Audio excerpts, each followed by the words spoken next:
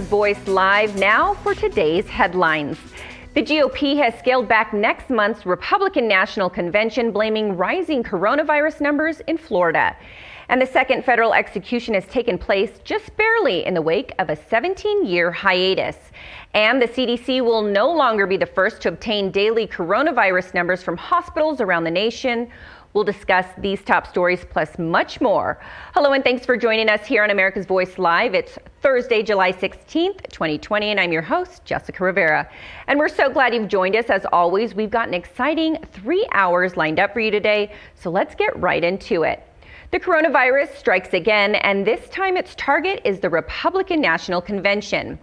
The RNC announced Thursday they will be scaling back the convention scheduled in August as coronavirus cases rise in Florida.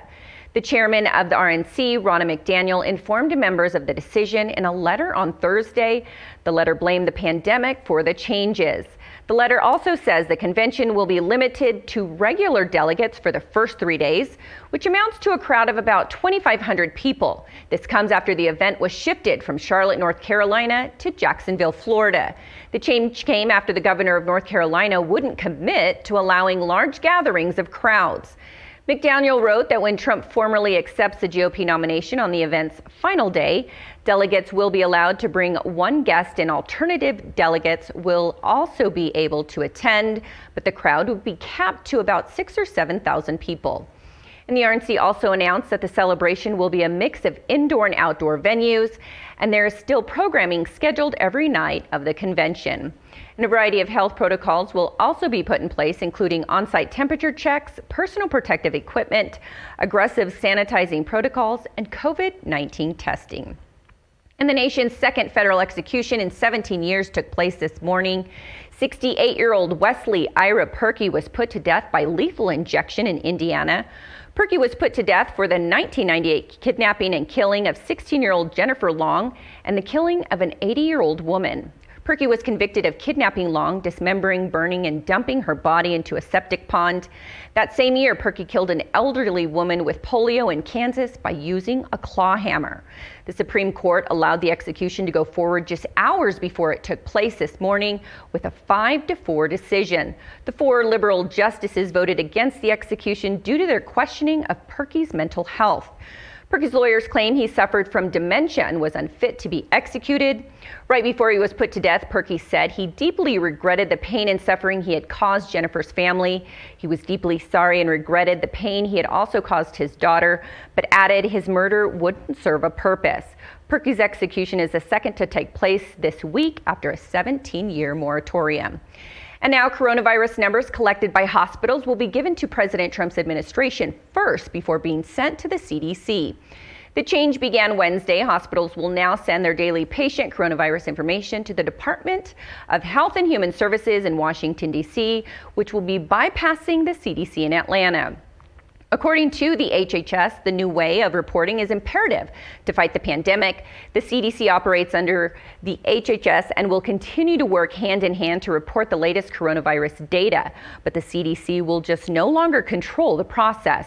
Critics of the change claim it will hurt the work of the coronavirus research taking place because the data will not be made public.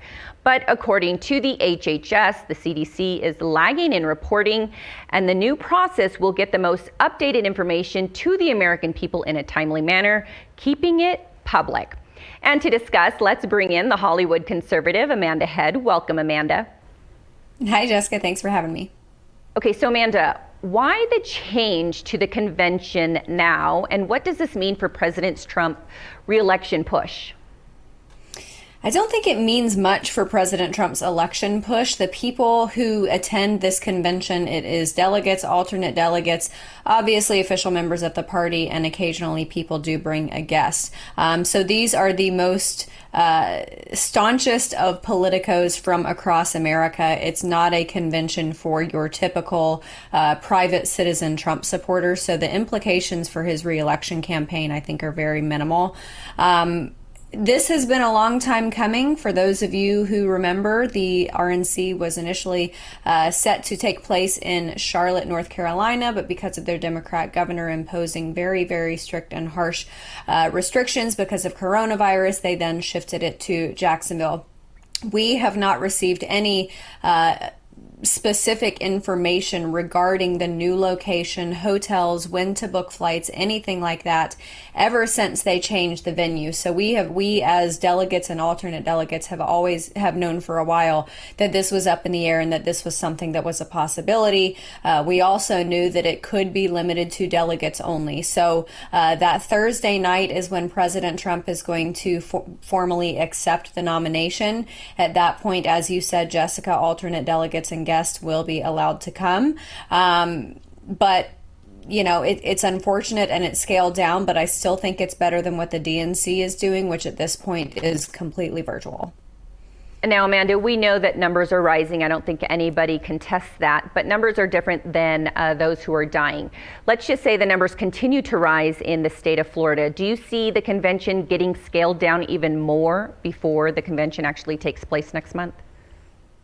I don't, because a study was released 2 days ago that found that 33 labs in the state of Florida alone were basically cooking the books regarding their infection rate. We have also seen reports that there are labs in Florida who reported a 98% positivity rate instead of 9.8. That's a big difference.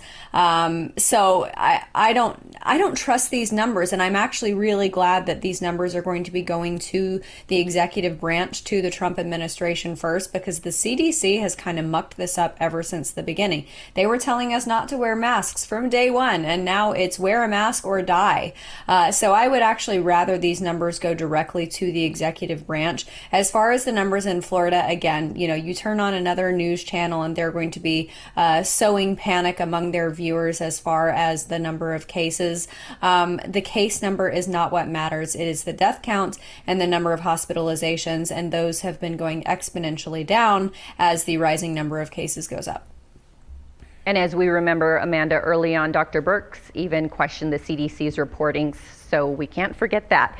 But switching gears to federal executions, what are your thoughts on the latest federal executions? After 17 years, this week we've already had 2. This is the first week, and I believe that there's one more that they're still trying to fit in this week.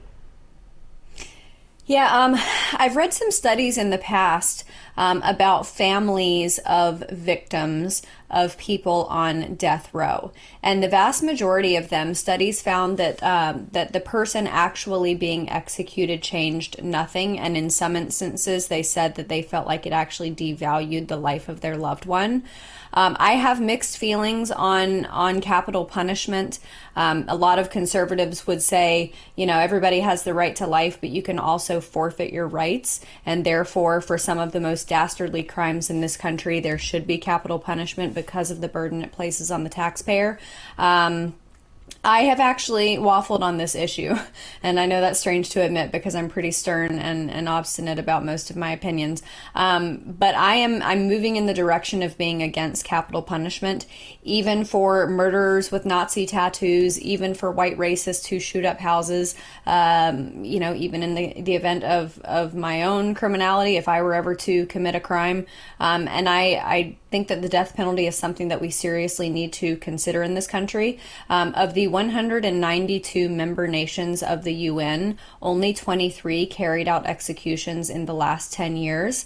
The top countries who carry out executions are China, Iran, Iraq, Saudi Arabia, Pakistan, Egypt, Somalia, Jordan, and Singapore. 4 of those countries, Iraq, Iran, Saudi Arabia, and Pakistan, carry out 84% of the globe's executions. China, we don't actually know that number because it's a state secret and they don't release that information. But when you listen to that list of countries, China, Iran, Saudi Arabia, Pakistan, Somalia, do we really want to be among those countries? Is that a list that we really want to be included in? So I think that this is definitely something we should revisit, especially if you're a pro-life person. Do we really want to start, putting price tags and start a hierarchy of the lives that matter? And Amanda, the justices who voted against questioned Perky's mental status. Now, my question was, when I read that, there's been 17 years to deal with that issue. Why bring that up now, just hours before he's about to be executed? Yeah, this is probably something that has percolated in the conversation and with their legal dealings all along, but I think that this obviously was a last-ditch effort. This is something that practically every victim's attorney, every criminal defense attorney visits as a part of their argument. But I agree, coming up with this last minute, possibly because there was that long moratorium and they probably thought that this was never actually going to get carried out. All right. Well, thank you, Amanda, so much. And we will see you a little later in the show. We appreciate it. And remember, you can watch America's Voice News on Dish Channel 219. We're also now on Pluto TV, Channel 247. You can catch us on your phones, other devices, Roku, Apple TV, Fire TV, and on our America's Voice app. So download that if you haven't yet. And you can also be part of the conversation. Just head over to americasvoice.news, sign up there, and become part of the community where you will receive all the latest news updates. And all you have to do is log on to americasvoice.news to get started. And watch us here on America's Voice Live every weekday, Monday through Friday from 2 to 5 p.m. Eastern Time. You can catch Studio 6B every weekday from 8 to 10 p.m. Eastern, and War Room with Stephen K. Bannon Monday through Saturday, 10 a.m. to noon Eastern. And when we come back, we'll still be discussing more, and you don't want to miss it, so stay with us. It's all coming up after the break here on America's Voice Live.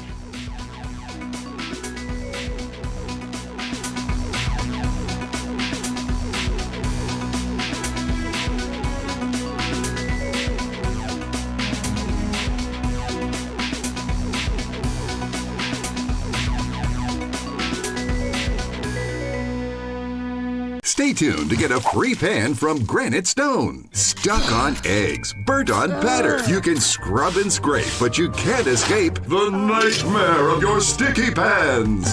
Introducing the Granite Stone Pan, the all-new durable non-stick pan. No butter or oil needed. Watch, we melted down these sticky candies in Granite Stone, and it just doesn't stick. We cooked a half a dozen eggs, bacon, cheese, and tomato breakfast with no butter or oil, and it just doesn't stick. Look, caramels, chocolate, and cheese. Unreal for any other pan, but not for Granite Stone. It just doesn't stick. Granite Stone will be the last pan you'll ever need because it's pressed from a solid aluminum disc for even heat conduction, then coated 3 times with our durable Granite Stone finish. Granite Stone is metal utensil safe and won't scratch. And talk about non-stick. This salmon cooked skin side down with no added butter or oil just doesn't stick. This steak is perfectly seared just like the pros. And because Granite Stone is oven rated to 500 degrees, we bake this upside down pan pizza to perfection, and it just doesn't stick.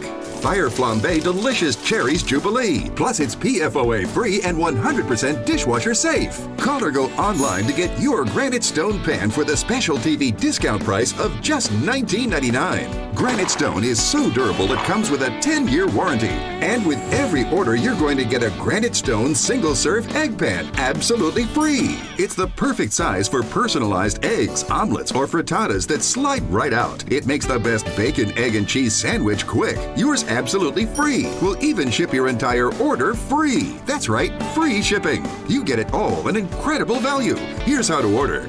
To order, call 1-800-850-0237. That's 1-800-850-0237, or order online at buygranitestone.com. That's 1-800-850-0237. Call now. I sent your new prescription to the pharmacy. Any idea how much it will cost? You have a choice. Insurance or GoodRx? I have insurance. Insurance is not what it used to be. People struggle to get their prescriptions covered, and prices keep rising. I recommend GoodRx. You get free coupons to save on your prescriptions.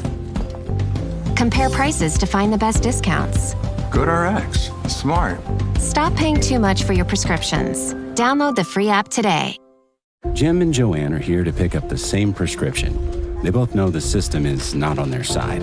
They both know drug costs are out of control. But one of them is taking back control with GoodRx. Next. So while he's paying that much, even with his insurance, she's paying this much just by using GoodRx. Use GoodRx to compare prices at pharmacies in your area and stop paying too much for your prescriptions. Download the free app today and take back control.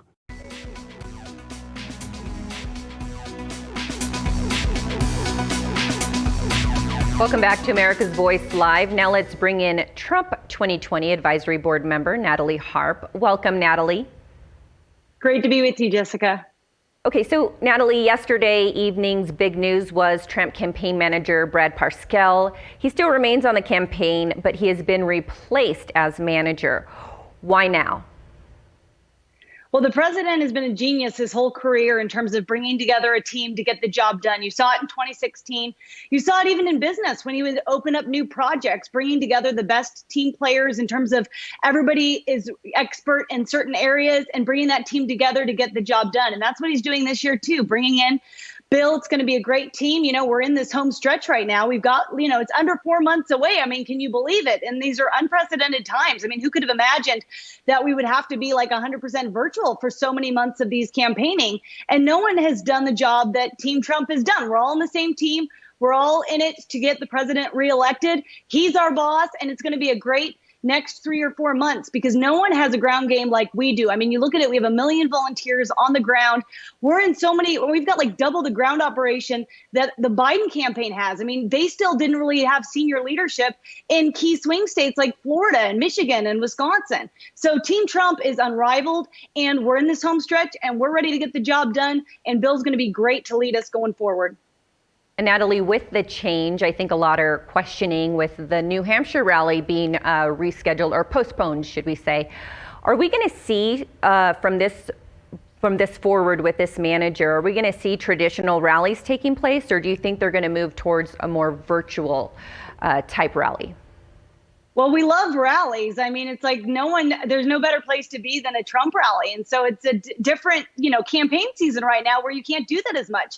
We still have, our virtual events every night on Trump Facebook where you get over 1 million views every night there. We, of course, want to do in-person rallies, in the future, some kinds of events. We've talked about outdoor. Of course, then you have to deal with the weather. But we have the big, convention now in August, which, again, we're having to adapt depending on how states are doing with coronavirus going forward. So everything's very flexible and fluid, but who better than President Trump, who knows exactly what to do? I mean, when you look at it in terms of even in his private career in business before, I mean, things were always changing on different projects, and you just have to keep adapting and moving forward and figuring out the best way to do things. And we're in a great place to be able to do that. And Natalie, the National Association of Police has pulled their Biden endorsement, surprisingly, and has officially endorsed President Trump. What message does this send, and will this make a difference for the president's reelection? Well, I mean, you already saw in 2016 when you saw the whole, party of Trump changing, where you had blue collar Democrats that felt so abandoned by the Obama-Biden administration that came over. Now in 2020, I mean, to have this endorsement where they endorsed Obama-Biden in 2012 and 2008. And for the, look at it. It's like over 1,000 police unions. You've got, 500,000 different police members that are coming on board, and they're realizing, you know what? Joe Biden has never been in our corner. He may be an all-talk politician, but where has he been in the last few months? I mean, he's talked about defunding the police. He's talked about saying the police are the enemy. So he has in no way tried to support our brothers and sisters in blue who do so many good things in keeping our communities safe. Obviously, in the last couple months, we've seen, a couple acts of horrible, acts of violence, but that does not in any way reflect on the whole police community. And I mean, now look at how many police officers have been wounded or even killed in the line of duty in the last 2 to 3 months. I mean, it's incredible what they're going through. And Joe Biden has never stood up for them or anything. He stays in the basement and all he does is talk about how he's going to defund them and not support them. So to have this endorsement just shows, again, the party of Trump just keeps including all of those different people that were left behind by the Obama-Biden Democrats. I mean, the Democrat Party has changed. It's radical left now. It's run by AOC and Bernie Sanders, and the police unions and blue-collar Democrats, I mean, labor unions, people are realizing that there's only one person fighting for them, and that's President Trump. And Atlanta's mayor recently came out saying that President Trump will lose Georgia in November. I believe we have the soundbite. Let's take a listen. Glad to see Donald Trump in Georgia because I think that is recognition and acknowledgement that Georgia is in play. Joe Biden is polling so well in this state. This is a battleground state. And if you look at where Donald Trump is giving his energy, it's to states that the Republicans are concerned about losing. But he's also given a lot of attention to women leaders across this country, including myself, Lori Lightfoot in Chicago, Jenny Durkin in Seattle. Not sure what that is all about, but I find it most interesting. But I think this speaks to how concerned the Republicans are that they will lose Georgia, and they should be concerned because they will. And Georgia is a battleground state, but didn't the Democrats project this in 2016 when President Trump actually did win over Hillary? I think they projected, I don't think they did project that she would win. And did they not learn anything from 2016 projecting this far out? Well, they even think that Texas is going to be a swing state. These Democrats, it's like, oh, yeah, see how well that worked out with Beto O'Rourke into the way that they want to destroy the oil industry and take away your guns. So she wants to be on the short list. She is on the short list, for Joe Biden to be his VP. So obviously by hyping this, oh, no, Georgia's a swing state. Pick me, because, I can help you win it. That's all it is. It's politics. I mean, the president, he goes to different states. Obviously, he'll go to battleground states, but he loves the state of Georgia. It's like just because he goes to a state doesn't mean that, oh, no, we're afraid of losing that state. He loves the people of Georgia. It was in a great event yesterday and supporting, the UPS drivers, when you look at everything that they've done in terms of transporting PPE and getting people supplies in this last few months, it's been incredible. And to announce, the regulations cuts, that's really going to help by totally revitalizing what the Democrats talked about for years, never did anything about. When you look about our streets and our roads that have been left, in such a terrible place, President Trump is the first person to actually do something about it. Say, I'm going to cut regulations, cut red tape, get your projects approved in under 2 years, where a lot of these people have been waiting 16 to 20 years. So that was a big event yesterday. So for her to turn that into politics, he just went there because he's afraid he's going to lose the state of Georgia. Come on, Georgia loves President Trump, and we're definitely going to win that state in November. And Natalie, according to a recent Quinnipiac poll, Biden has a double digit, specifically 11% national lead over the president. Can this be trusted? Because many wonder how this is possible, if it's true, with the cognitive issues Biden has displayed and continues to display in public.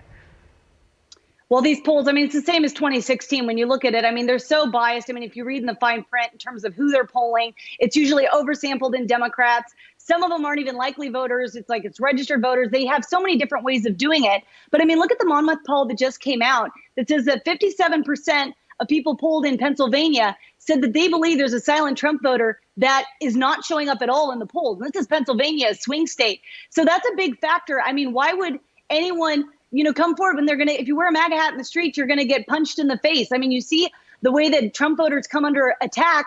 They may not show up in the polls, but they show up at the polls. And we saw that big time in 2016. So these polls now, what does Biden have right now? All he has is, oh my goodness, look at how great my poll numbers are. Okay, well, have you seen any of his events?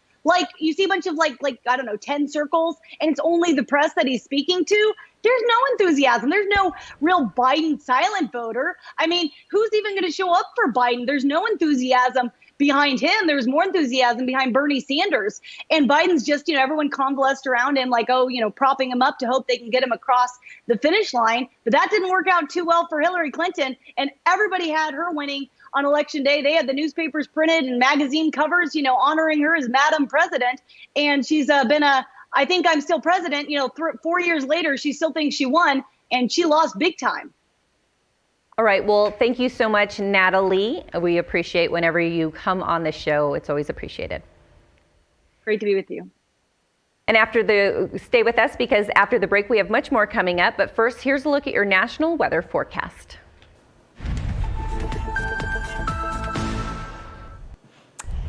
Hey everybody, welcome into Weather Nation. I'm meteorologist Meredith Garfalo with some of our top weather headlines from coast to coast. Unfortunately, severe weather going to be one of our top headlines yet again. And if you want more information on any of these stories, just know you can always go to weathernationtv.com. But the later we go in the day today, parts of Minnesota into Wisconsin are going to be under a risk of severe storms. And the hazards are going to be damaging wind gusts, isolated tornadoes, and even hail, starting at a quarter in diameter, which is about an inch in size. And you'll notice that these storms are going to start to get going as we get into the afternoon, but some of them are also going to linger tonight and even continue maybe a couple for the UP of Michigan overnight, but I think the majority of the strong to severe storms will happen already in the day today. But we have another storm system that's coming in behind this one, and that's going to prompt a risk of severe weather on Friday from Minot, North Dakota to Lebanon, Sioux Falls to Spring Grove. This includes the entire state of Minnesota with those chances, as well as up to Duluth. And you can see some of those storms will happen late morning, but it's going to be this line you'll notice that forms later into the day. Around the afternoon time, maybe you're commuting home from work, and that's when we could see the same hazards, damaging wind gusts, large hail, and isolated tornadoes with these storms. And then some of them could even linger overnight into the early morning hours. But we're not done just yet with that threat. You'll notice it continues to move from west to east and impacts parts of the Great Lakes states as we get into Saturday afternoon and evening with that severe risk, including on Saturday, Sioux Falls, Minneapolis, Iron Mountain, Green Bay to Milwaukee. Another one of our top weather headlines is also going to be the heat, as we have a bunch of heat alerts that continue today. This is where the most dangerous heat's going to be. So it's not just going to be the air temperature getting into the 90s and in some instances the upper 90s and close to 100. As you factor in all of that humidity, that's going to make the feels like temperature, or the temperature your body's responding to, much higher than that. And so heat stroke and heat exhaustion are going to be more likely. Places like Jackson, Memphis, where we are going to see those feels like temperatures in the triple digits, from Houston even up to Nashville. So just make sure if you do have to be outdoors for long periods of time, drink plenty of fluids, and also make sure you're wearing light colored clothing that is loose fitting. Now, these areas of high pressure, as we see the expansion, we're going to see this heat continue to move further to the north. So we will likely see some more alerts added over the next couple of days. As Des Moines, by Saturday, you're going to be into the mid 90s. Chicago, same for you. Minneapolis, upper 80s today. By Saturday, you're in the mid 90s. And in Rapid City, you're going to inch closer on Friday to that triple digit mark. Denver as well by Saturday. And one final look at temperatures, the highs versus your averages here for Saturday. You'll notice temperature. If you suffer from foot pain, ankle pain, knee pain, hip pain, even lower back pain, if just standing causes aches, soreness, and fatigue, the problem could be your feet. When your feet are out of alignment, your entire body is out of alignment and you're in pain. Now you can change all of that today. Introducing Superthotics, the doctor-designed breakthrough that solves the problem in your feet and relieves the pain throughout your entire body. It begins with the cushioned BioLock heel cup that holds your heel and ankle in perfect alignment. Next, metatarsal and longitudinal arch supports distribute the pressure of your body weight evenly across the entire foot. Plus, these customizable inserts, which correct the angle at which your foot hits the ground, relieving your pain with every step you take. Imagine being able to dance, walk, work, play golf, or just spend an afternoon shopping without the aches, pains, stiffness, and poor balance that rob you of your active life. As a flight attendant, I spend a lot of time on my feet. The moment I put the Superthotics in, I could feel a huge difference.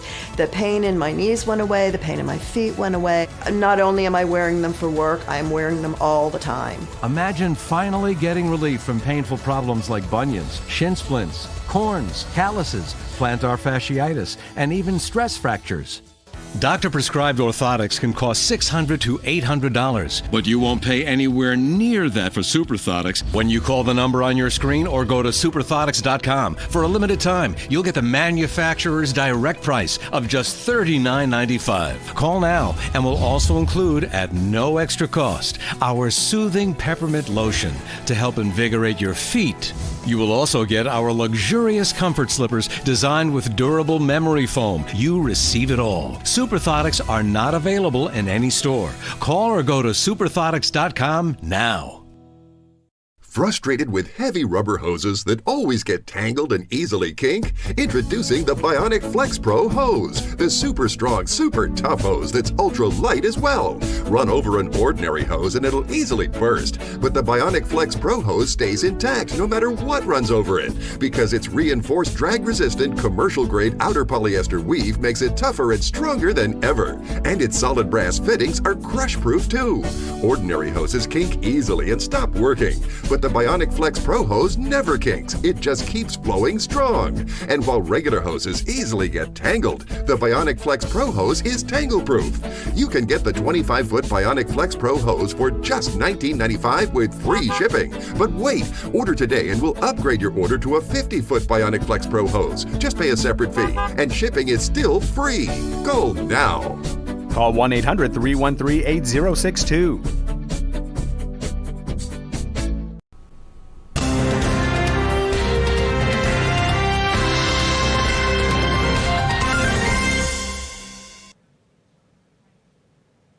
Thank you for watching.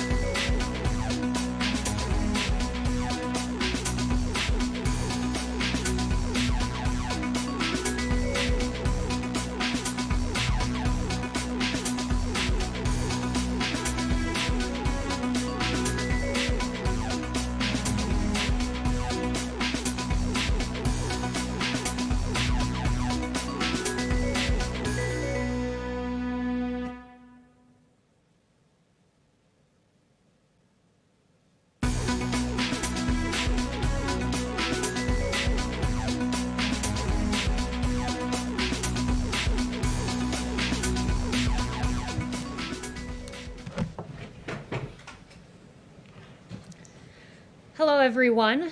This afternoon, President Trump will deliver remarks on rolling back regulations to help all Americans. Deregulation has been a top priority of this president. The president reversed the disastrous overregulation of the Obama-Biden administration. Under President Trump, 7 deregulatory actions have been taken for every 1 new regulation. This amounted to $50 billion in regulatory cost savings, and it is important to note that this deregulation agenda lowers the cost for every American. The cost of these burdensome regulations fall disproportionately and benefit disproportionately lower income Americans. So this president took action to roll back the burdensome regulations that harm low income communities and make sure that these lower income Americans are taken care of. For example, the president's deregulatory agenda will boost household income by $3,100 annually. Thanks to President Trump's rolling back of the Obama-Biden era CAFE standards, families will have access to cheaper cars. The president's healthcare deregulation will also save patients nearly 10% on prescription drug costs. These real wins for the American people will disappear with a re-regulation agenda, which is why President Trump will continue to pursue his historic deregulation activity. On another note, we saw encouraging news yesterday on vaccines. Moderna's vaccine candidate is showing promising signs. It produced a positive, neutral immune response among the 45 participants in the study. This is comparable to what we see in recovered patients. And the bottom line is that so far we are seeing exactly what you would hope to see in a vaccine. They're expected, the Moderna vaccine in particular, is expected to reach phase 3 by late July with 30,000 participants. And finally, on the therapeutics front, I just want to note a very encouraging Regeneron contract, a $450 million contract for monoclonal antibody cocktail. This is a bioengineered version of convalescent plasma. One of the several therapeutics available to treat COVID, can be used for prophylaxis and treatment, and they say they could have up to 70 to 300,000 vials of this by the end of the summer or early fall. So Operation Warp Speed continues. We continue to see encouraging news on the therapeutics front, and with that, I will take your questions. Jeff. Thank you, Kaylee. Maryland Governor Larry Hogan said today that President Trump has left states to fend for themselves during this pandemic. He accused the president of not listening to medical experts. That is quite a takedown coming from a Republican governor. Yeah, it's really striking, his comments, especially when you compare them to his past comments. This is revisionist history by Governor Hogan, and it stands in stark contrast to what he said on March 19th, where he praised the great communication that the president has had with governors. On March 19th, he also said, thank you, there's been tremendous cooperation. And what is so striking to me about reading that op-ed is Governor Hogan begins with this dramatic April 18th scene where South Korea delivered tests. But just the day prior, he said something entirely different. He, in fact, thanked the president for the progress we've seen in federal and state coordination in recent weeks, and went on to praise testing capabilities. He said with regard to some of the top needs of states, including ventilators and testing capabilities. So 24 hours before this dramatic opening scene of his op-ed, he literally was praising the president of the United States for delivering on testing. And how do you explain that President Trump is trailing his opponent by double digits both nationally and in battleground states, with majorities disapproving of his handling of race relations and the coronavirus response? So that would be a question for the campaign when it comes to campaign polling. But what I would say is we believe this president has great approval in this country. His historic COVID response speaks for itself, with delivering on ventilators and testing, leading the world in the amount of testing we've provided, therapeutics, the 13 vaccine candidates, the Moderna example that I pointed out to you. This president's response has been historic, and we believe his support in this country reflects that. But with pertaining to battleground polling or campaign-related polling, I'd refer you there. Yes. Haley, we've seen the president hold a range of public events this week, but none of those events have been focused on the coronavirus. Why not? The president's routinely focused on the coronavirus. I think you'll be hearing more about what we're doing in the coming week. He's hard at work. We talk about COVID every day from this podium. The task force is hard at work, and I'm glad you asked about COVID in particular, because I just want to read through some of the things that we are doing, which I think is most important than what we're saying is what we're doing. And the White House has engaged in travel. Dr. Birx to Louisiana, Mississippi, Alabama, Georgia, and South Carolina. I spoke with Dr. Birx this morning. She's in Georgia today, heading to South Carolina tomorrow. HHS has deployed 19 teams across the country. We identify not where we see embers, but pre that. We identify where we might see an emergence, and we send teams there to address it in advance. So we're proactive. Dr. Birx routinely sends real-time data to governors. She gives them governors' reports on remdesivir. We've surged it to Texas, Florida, California, Arizona. 65,000 vials went to these 4 states, and we're also surging testing sites. So we're doing stuff each and every day. But Haley, surely you'd agree this is the biggest challenge facing the public right now. Why aren't we seeing it as the president's biggest public priority? The president's focusing on a lot. Look, the president just yesterday held a big press conference, if you will, or an avail in the Oval Office about MS-13. COVID is something that we're focused on. It is a top priority of this administration. It's why the task force meets. It's why I mentioned to you we're taking all those steps. But there are other things the president has to focus on, namely Democrat cities not controlling their streets, namely the mayor of Chicago, people dying on the streets of her city every weekend, and the president sent her a letter saying you must secure your city. The president's involved in Operation Legend in honor of Legend Taliaferro, a young man who lost his life, sending federal assistance to St. Louis, a city that has asked for our help, and he's shown up. The president's focused on MS-13, who tragically maimed and killed those 2 young little girls, and he's held their killer accountable, the leader of that ring. So the president's focused on COVID. It's a top priority. He's focused on the violence in the streets. He's doing a lot of things at once, and that's the great thing about the Trump administration. When's the last time he attended a task force briefing? The president is briefed on coronavirus each and every day. Yes, Darlene. Thank you. Does the White House agree that it's not helpful for people to wait 7 days or longer to get the results of their coronavirus tests? And is the White House going to do anything to try to shorten those wait times so that people can get their results sooner? So we've done more than any country in the world on testing. There's no doubt about that. 42 million tests. The country with the next highest number is India at 12 million. There are various different types of tests in this country. Some take longer to process than others, but we have surged testing to the states. We encourage them to use it to their best ability and to process those tests as quickly as possible. Yes, thank you. To follow up on that, it's not just about the quantity of testing, it's about the quality of testing. So is the administration doing anything specifically to make all the tests out there return quicker results? Because, a lot of health experts are worried that when people have to wait 7 days or longer, they're out here spreading the disease unknowingly. So as I noted, there are several different types of tests. There's the Abbott rapid response test. There are other tests that take longer. Dr. Birx and Admiral Joie are constantly out there advising on testing and how to process these tests. Ultimately, we can give the states the supplies, but they've got to use them in the best way possible to get results as quickly as possible. But rest assured, our team's fully engaged, from Admiral Joie to Dr. Birx and others. And Admiral Joie shared with me, we have 552 sites testing in America in 48 states and the District of Columbia.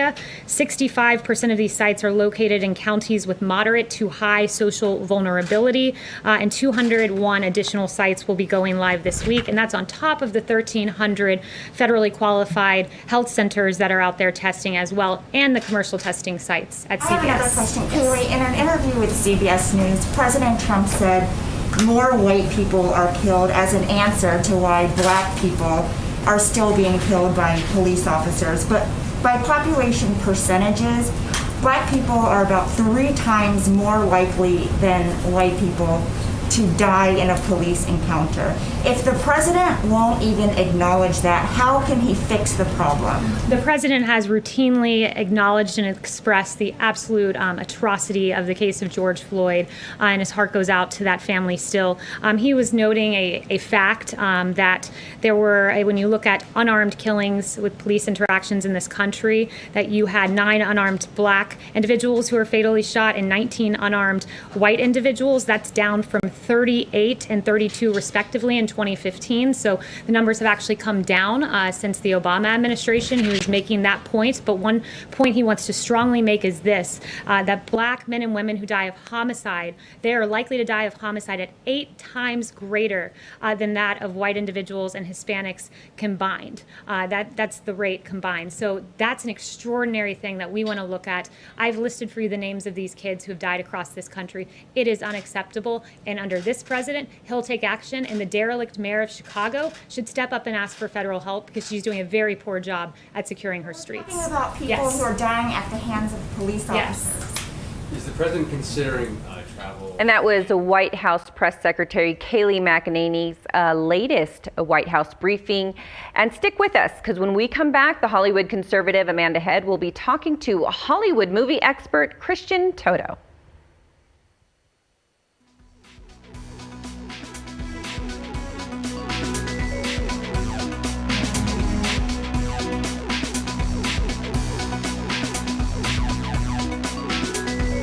The hottest new razor is taking the men's grooming world by storm. And if you don't have it, you need it. Micro Touch Solo, the hyper-advanced full-body razor that trims, shapes, edges, and even shaves with micro precision. And it's totally safe to the touch. Go solo for full body control with one tool. No nicks, bumps, or ingrown hairs. Edge beards and goatees with one touch. Clean your neck, barber shop perfect. And check this out. Snap on the guide to tame growth and perfectly shape your full beard. And keep new growth stubble trimmed exactly to your style. And look, the Solo Full Body Groomer trims precisely the length of hair you want. Snap off the guide and remove unwanted hair anywhere in seconds. What makes Solo different than your ordinary razor? Dual-sided German stainless steel blade. Shave up or down at 200 microstrokes per second. The Ultra Flex pivoting head contours perfectly to you for precise results. 3 custom grooming guides for control of exact length and shape. And a built-in LED light so you never miss a spot. Solo is so precise, you need no creams, no soaps, and no water. Ditch the old man clippers and toss the scissors. You've got to go solo. Call 1-800-709-9777 or go online at microtouchsolo.com and get yours now for only $19.99. Complete with German stainless steel blade, pivoting head, built-in spotlight, and 3 custom grooming guides. Everything you see here for just $19.99. The all-new MicroTouch Solo Full Body Groomer. The one tool that does it all. Hi, Hunter Ellis here for Night Hero Binoculars by Atomic Beam. These binoculars let you see anything, even in pitch black darkness. Gotcha. The secrets are powerful wide-angle atomic beam laser that reveals objects up to 150 yards away, hidden by darkness. During the day, Night Hero gives you 10 times magnification. And when the sun goes down, press the Night Bright button to see clearly in the dark. Light up garbage-eating critters or spot thieves before they even get close. Call or click now and get Night Hero binoculars with laser illumination technology for just $39.99. You'll also get a protective carrying case, yours free. Order right now and you can double it. Plus, get our best-selling atomic beam flashlight, just pay separate fee. We'll even ship them to you free. You can get it all, but you have to order now. Call 1-800-788-1008. That's 1-800-788-1008. Or visit buynighthero.com. That's buynighthero.com. Order now.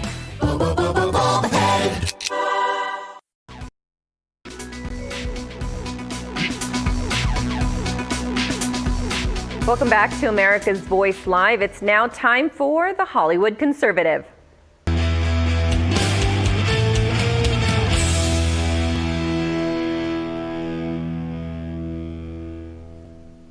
Welcome to today's segment of The Hollywood Conservative. I want to bring in my authority on all things Hollywood, Christian Toto, founder of HollywoodandToto.com. Christian, welcome to the show. Thanks for having me. I appreciate it. All right, so let's start off with Nick Cannon. This guy has been around the block for a long time. He was a VJ on MTV. He's had numerous different iterations of shows on MTV, other networks as well. He's been a judge on talent shows. He has a very, very long resume. I just didn't expect to see racist and anti-Semite on it. Can you talk to us about the comments that he made earlier this week that drew so much ire from many, many people? It's amazing, and I don't want to quote them. You really have to go find them and read them word for word because they are staggering, they are stunning. And like you said, this is a fellow who's 39 years old, is a show business veteran, and good for him. He's had a really interesting career, very creative, kind of bouncing from different gigs. But what he said was trafficking and anti-Semitic conspiracies. What he said was blatantly anti-white, basically saying that whites are an inferior race and describing exactly why he thinks that.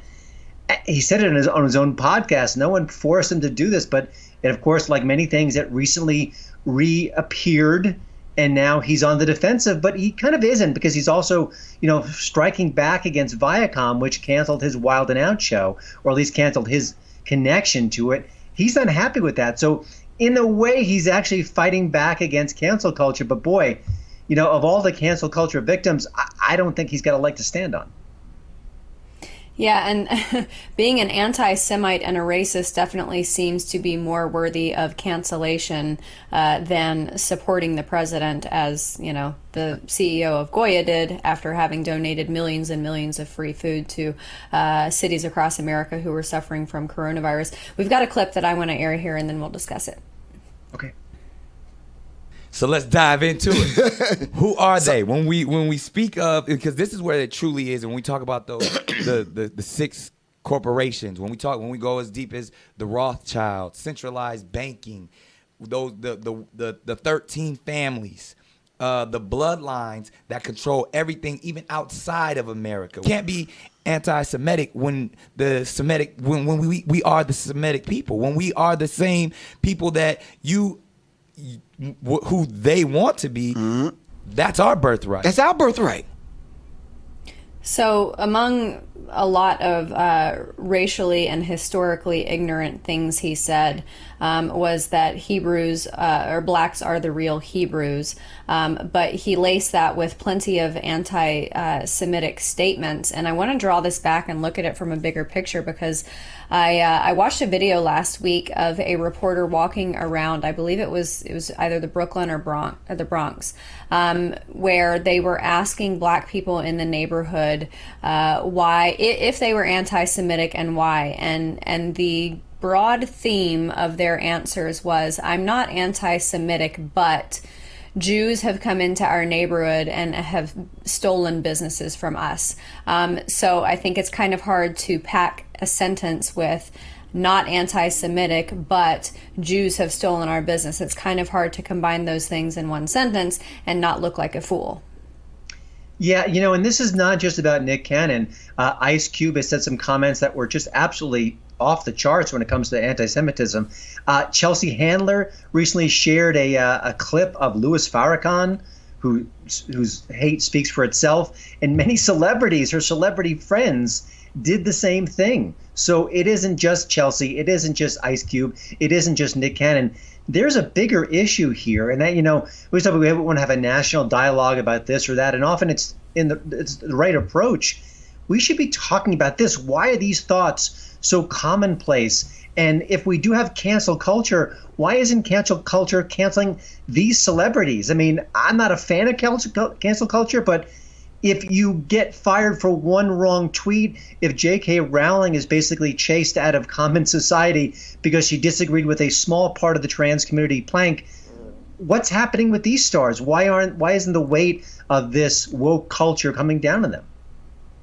And conservatives, we've all had Louis Farrakhan on our radar for a long time. He has a very long history of being anti-LGBTQ, making disgusting remarks about them, of course, as it pertains to Jews, calling them termites. What's up with this new recent popularity of Louis Farrakhan among people like Ice Cube and Nick Cannon and Chelsea Handler?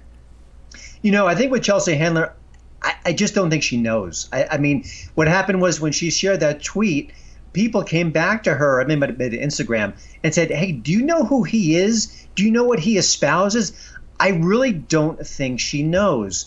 When it comes to someone like Ice Cube, he's a super smart guy. I've met him before. I interviewed him. I think he's very savvy. He gets Hollywood. He's an entrepreneur. I don't know why he's not connecting those dots. That's a conversation that we'd have to have with Ice Cube and find out what he's thinking and how does he interpret what Farrakhan says? How do you defend that? I mean, let's have a real conversation, but as of now, that's not the way cancel culture works. Well, it definitely wouldn't be the first time a celebrity said something without knowing the source of it or the history behind the source. All right, let's shift gears, talk about Oliver Stone, him basically calling out Hollywood, calling them a bunch of wussies. Yeah, when it comes to directors, who has sharper elbows than Oliver Stone? He's all over the map. He's often wildly entertaining, an Oscar winner. But now he's saying, gosh, Hollywood is so politically correct. He called it like an Alice in Wonderland tea party. And he complained about sensitivity coaches. That's not his style. He's an auteur. He's a provocateur. I don't agree with anything he says politically, but he's made some wonderful films. And yes, artists should throw those sharp elbows around. And the fact that he's saying you can't do that in Hollywood, that's an issue. That's a problem. Sometimes our best art comes from artists who really kind of defy conventions, who kind of blaze their own paths. That's what he's been all about, for better and for worse. That's what artists do. And when someone like him says something like this, it matters. At least it matters to me. So is he in danger of being canceled, or does he have enough entertainment capital in his bank account that he can fund whatever he wants? I don't know. It sounds like he wants to maybe focus more on documentaries. I would think if he wants to kind of rally enough big name stars, his cachet, his clout would allow him to get those people to his side, and maybe that would help finance a film. So, I don't think what he's saying is going to cause a cancellation, but he is raising eyebrows, and I think he is making sense. Yeah, he actually has a book in my queue sitting on my shelf pertaining to American history, so I'm looking forward to see if that's twisted or not. All right, final topic, defunding police. Hollywood is 100% on board with this, at least most of them, the vocal ones are, but we are seeing crime rise to, 100%, 200%, 150% levels that, like, New York City has not seen since the mid-90s, when New York City experienced a very harsh and severe crime wave. Why on earth would celebrities be supporting something in the face of facts that so adamantly oppose it? We mentioned Chelsea Handler before. I don't think she really knew the extent of Louis Farrakhan's commentary, what he's said in the past. I think the same is true here. I think a lot of the celebrities in question are either tuning out these headlines or maybe even just not thinking it through. They think, well, defunding the police sounds good. The George Floyd situation means that we have to kind of change police radically. They're not connecting the dots. They're not seeing this. And also, I suspect they live in neighborhoods where they're not regularly calling the police for fear of their lives. In poor communities, that's an issue. In black communities and white communities, no matter what the color is, some communities need the police help. And They don't live in those areas. They live in gated communities. Maybe they have security details. They're not in danger. So it's easy for them to say, hey, defund the police because I'm going to be okay. About you, I don't know.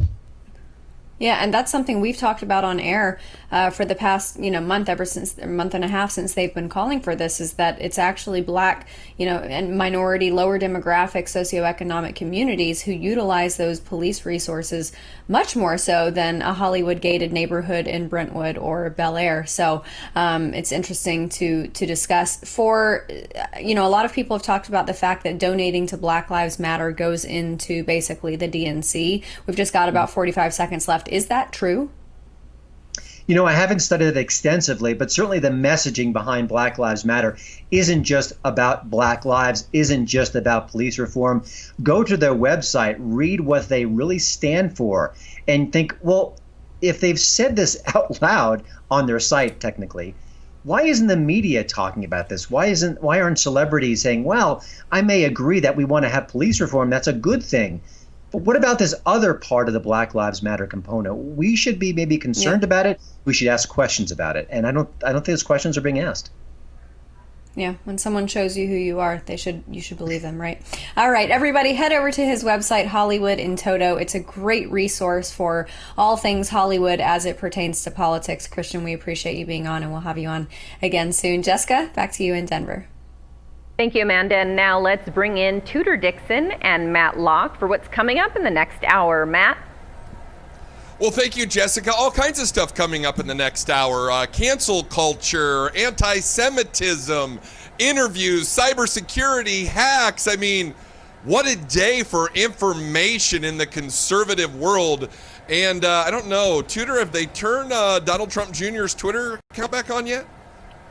That's what I was just going to say. I'm excited to talk to our cybersecurity expert. I have not seen Donald Trump Jr. on Twitter today, so I checked just before I came into the studio. I still haven't seen him on there, so I'm thinking he is still shut off, so we want to talk about that.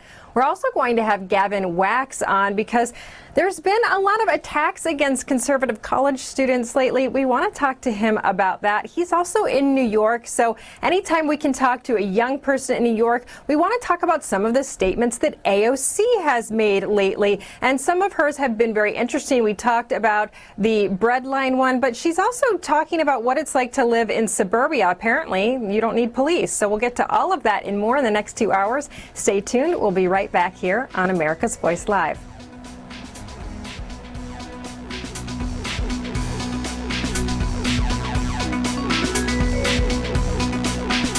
If you suffer from foot pain, ankle pain, knee pain, hip pain, even lower back pain, if just standing causes aches, soreness, and fatigue, the problem could be your feet. When your feet are out of alignment, your entire body is out of alignment and you're in pain. Now you can change all of that. Today, introducing Superthotics, the doctor-designed breakthrough that solves the problem in your feet and relieves the pain throughout your entire body. It begins with the cushioned BioLock heel cup that holds your heel and ankle in perfect alignment. Next, metatarsal and longitudinal arch supports distribute the pressure of your body weight evenly across the entire foot. Plus, these customizable inserts, which correct the angle at which your foot hits the ground, relieving your pain with every step you take. Imagine being able to dance, walk, work, play golf, or just spend an afternoon shopping without the aches, pains, stiffness, and poor balance that rob you of your active life. As a flight attendant, I spend a lot of time on my feet. The moment I put the Superthotics in, I could feel a huge difference. The pain in my knees went away, the pain in my feet went away. Not only am I wearing them for work, I am wearing them all the time. Imagine finally getting relief from painful problems like bunions, shin splints, corns, calluses, plantar fasciitis, and even stress fractures. Doctor-prescribed orthotics can cost $600 to $800. But you won't pay anywhere near that for Superthotics when you call the number on your screen or go to superthotics.com. For a limited time, you'll get the manufacturer's direct price of just $39.95. Call now, and we'll also include, at no extra cost, our soothing peppermint lotion to help invigorate your feet. You will also get our luxurious comfort slippers designed with durable memory foam. You receive it all. Superthotics are not available in any store. Call or go to superthotics.com now. America's Voice News brings you real news and real opinion in a real world. If you care about this country, then you can help by sharing America's Voice with your friends and family. We're here to bring you the truth with no agendas. America is one of the greatest countries of all time. We need a great leader to keep us on track and safe. If you support this president, then help us by being a beacon of hope and standing up for this great nation. Join us as we fight to bring you the truth in a crazy world. Search America's Voice News on all apps, Roku, Pluto TV, and Dish Network Channel 219. Please help by downloading America's Voice News to your phone, on your smart TV. Search America's Voice on all your internet-connected devices. Then share the truth with your friends and family. America's Voice News, the real news network. Join the America's Voice revolution and consider yourself an American patriot.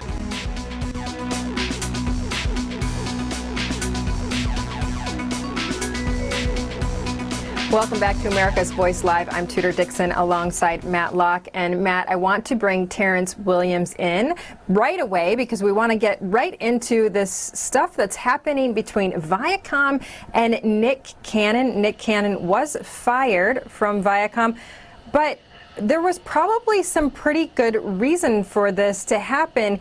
He said some pretty nasty things. We actually have some of that. I want to play that for you now. Our melanin is so powerful, and it connects us in a way that the reason why they fear black, the reason why they fear is because the lack that they have of it. Right. So the people that don't have it are a little, and I'm gonna say this carefully, are a little less. Therefore, the only way that they can act is evil. The only way they have to rob, steal, rape, kill, and fight or flight, okay, in order to survive. Exactly. So then these people who didn't have what we had, and when I say we, I speak of the melanated people. Right. They had to be savages. They had to be barbaric. So they're acting as animals. Right. So they're the ones that are actually closer to animals. They're the ones that are actually the true savages. So before this, Terrence, he had talked about black people being the true Hebrews and that the Jews had stolen that from them. And this whole conversation was really centered around Jewish people. He even compared Jewish people to stealing their life like you would steal a bike and then change the bike, and so it doesn't look anything like it at all. And this is what the Jewish people have done to black people. Well, Viacom came out and said, you have to apologize. And he said he wasn't going to apologize. He just flat out refused. Ultimately, he did apologize, but initially he flat out refused to apologize, and he ended up getting fired. Now he's saying that this is Viacom turning on the young Negro man to make him an example. What's your response to that? Well, Nick Cannon was wrong, okay? He was very wrong. What he said was hurtful, and it was very ignorant. And Nick Cannon is a flat-out racist. He's a racist. That is exactly what he is. You know, I made a video about this on Facebook. Nick Cannon should be ashamed of himself. He is part of the problem in this country. He is one of the ones who's keeping racism alive. He speaks about the white man being racist, but here he is calling white people animals and savages. Now, imagine if a white man would have said that. Okay, people would have been outraged. People would have, you know, he was fired for talking about the Jews. He wasn't fired for talking about white people. No, so let's get that correct. But he should have been fired for both, talking about Jewish people and white people as a whole. Because he sat up there and said that white people are scared of black people because of the color of our skin. Nick, it is 2020. Nobody is, I'm guarantee you, 99% of the people in this country is not scared of someone because of the color of their skin. People are scared of ignorant people. People are scared of stupid people, people that are dangerous, people that want to harm them. They may be scared of that. But to sit up here and say that all white people are scared of black people is ignorant. And we have young children on the internet. We have young teenagers on the internet watching this mess, listening to Nick Cannon. This is ridiculous. So he's keeping racism alive by talking about this stuff, by sitting up here saying that all white people are dangerous and savages. How can you say that about all white people? Now, how would you feel if a white man said that all black people are savages? It wouldn't be okay. Two wrongs don't make a right. If they can't say it, you can't say it. Well, Terrence, we're seeing an interesting story develop here as we look at this situation. Here you have an African-American man who came out and disparaged the Jews, and when the company that he worked for fired him, he turned it back on them. He's like, look, you're trying to keep me down. This is racism once again. This, I think, is the first time we've seen an African-American man fired for saying something racist. They're not used to not being able to speak their mind. And you just said it, Terrence. If this were a white man talking about melanin and skin color and savages and animals and all of the things that he did, this would be a no-brainer. And of course, Hollywood would be on the train behind that going, yeah, we've got to cancel this person. We got to get rid of them. But it's such an interesting little deal here because Nick Cannon's like, wait a minute. I'm black. You can't do this to me. That's right. I can say whatever I want to say. Now, the interesting thing here is Charlemagne the God. Charlemagne the God came out and he said something very interesting about the powers that Jewish people have. Listen to this. Listen, Nick is my guy. I hate it had to be him, but that's what you can do when you have the power. And if it's one thing Jewish people have showed us is they have the power. I can't wait until the day black people are able to fire people for saying things about us that we deem racist. We can barely get cops fired for actually killing us. So there you have, Terrence. Charlemagne the God says, I can't wait. I can't wait until the day that I'm supreme, because I'm a second-class citizen, supposedly. But look at Charlemagne the God. He's living the American dream. He's popular, got a radio show, The Breakfast Club, the whole deal. But he can't wait until he has the power to call something racist. The Jews have all the power. Is that not anti-Semitic? Well, let me tell you this here. A lot of black people have the power to get people fired. Because all these people that scream racism, listen, they got Roseanne fired. A black person got Roseanne fired. So for him to say that all Jews have power is racist. So, and people say, well, Terrence, black people can't be racist. And that's a lie. Black people can be racist just like white people can be racist. Hispanics can be racist. Asians can be racist. Anybody can be a racist. And Nick Cannon is a racist, and so is Charlemagne the God. Okay? Now, they always talking about the white man shouldn't say this. We should all be treated equally. But here they are talking about saying nasty things about the Jewish community, saying nasty things about white people. But they claim that the white man is always in the wrong. But here they are saying vile things and trying to crucify white people. So if you're saying they're doing something wrong, why are you doing the same thing? Because last time I checked, my grandma said two wrongs don't make a right, baby. You know? So for them to be spreading this hate and all of this is just, it is disgraceful and it's taking us back. And I say it all the time. Martin Luther King would be pissed off if he was living right now, because they are taking away everything he fought for everybody to get along. Why can't we all just get along? And they want to scream racism, racism. These Nick Cannon, he's worth what, like $20 million, $100 million probably. I don't know. He worth $1 million something, but you claim to be oppressed, but you worth millions of dollars. Charlemagne the God is screaming, all white people are racist, but here he is getting a check from the white man. You know what I'm saying? Getting paid millions of dollars. And it's always these rich black celebrities that scream racism, and that scream oppression when they are the ones living their best life with millions and millions of dollars in their pockets. Nick Cannon has more money than a lot of white people. Do you hear me? Nick Cannon, the man that is screaming white people are holding black people down, Nick Cannon has more money than a lot of white people. Oprah is richer than, hold on, she was like, at a time, Oprah was one of the richest women in America, okay? Oprah has more money than 90%, maybe 99% of the white women in this country. Come on, we had a black president.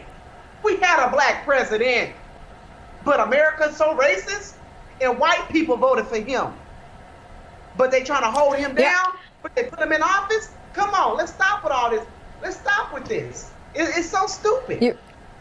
You're right, and Nick Cannon would be the first. He's come out and said he has $1 billion brand and he wants to own it. But it's interesting to me, the irony here, because Viacom would really be considered one of the most woke companies on the planet. They are constantly concerned about making sure that everything is equal and maybe even going overboard on that. But they saw the situation here. They asked him to apologize. I just want to read his response to Fast Company. He said, "To me, apologies are empty. Are you forcing me to say the words, 'I'm sorry'? Are you making me bow down?" Because then again, that would be perpetuating that same rhetoric that we're trying to get away from. Here he is saying he doesn't need to apologize. Now, it's interesting because Jamel Hill came out and said this is actually common in the black community, that she didn't know herself that this was a problem, and she had also made anti-Semitic comments. In fact, she was responding to what happened with Deshaun Jackson. She said, "I learned that just because I'm aware of the destruction caused by racism, that doesn't mean I'm automatically sensitive to other forms of racism, or in this case, anti-Semitism. Black people too are capable of being culturally arrogant." And I think that she makes a very good point here. A lot of times we don't consider how other people feel, but she went on to say that this is actually something that occurs in the black community, which is something I wasn't aware of, that there is kind of this underlying feud between the Jews and the black community. And we saw that with Deshaun Jackson. But this does go to what we've seen with Louis Farrakhan, which is someone that Nick Cannon said that he respects, looks up to like a father. And clearly Farrakhan has come out and said horrible things about the Jewish people, called for, complete extermination. I mean, Hitler type comments. And Nick Cannon doesn't seem to think that's wrong. Nick Cannon lost me when he started to quote Louis Farrakhan. And what I'm sick of is I'm sick of black people acting like that black people are the only ones that black people are the only ones in the world that have been through things, okay? The Jewish people have been through things. White people have been through things. Asians, Hispanics, every single race in this country, in this world, has been through something, has been oppressed some point in the history of this world. Black people are not the only ones, okay? There are white people in this country that are struggling the same as black people. There are a lot, listen, and I know this because I grew up in foster care, okay? When I was living in the children's shelter, when I was living in the homeless children's shelter, there were white kids in there with me. There were brown kids in there with me. There were black kids in there with me. You know why? Because we all go through things. It's a lot of people in this country that don't have it, that don't have privilege, okay? And white, black, brown, we all struggle in this country. And Nick Cannon wants black people to think that we are the only ones that go through things. And that is a lie. And they want to point the finger at the white man, when people actually need to start pointing the fingers at themselves. Point the fingers at your parents. Point the finger at the decisions that you made at the end of the day. And even though I went through foster care, I didn't let that hold me down. I got up off of my ASS and did something with myself, okay? I didn't play the victim role. I played it, but then I let it go, and then I started to move on with my life. And that's what people need to do. Move on with your life. Stay out of the past. I don't let the past hold me back because I've been through foster care. I don't let what my mother and father did to me hold me back, because you know why? That's the past. That's the past. I'm a grown man.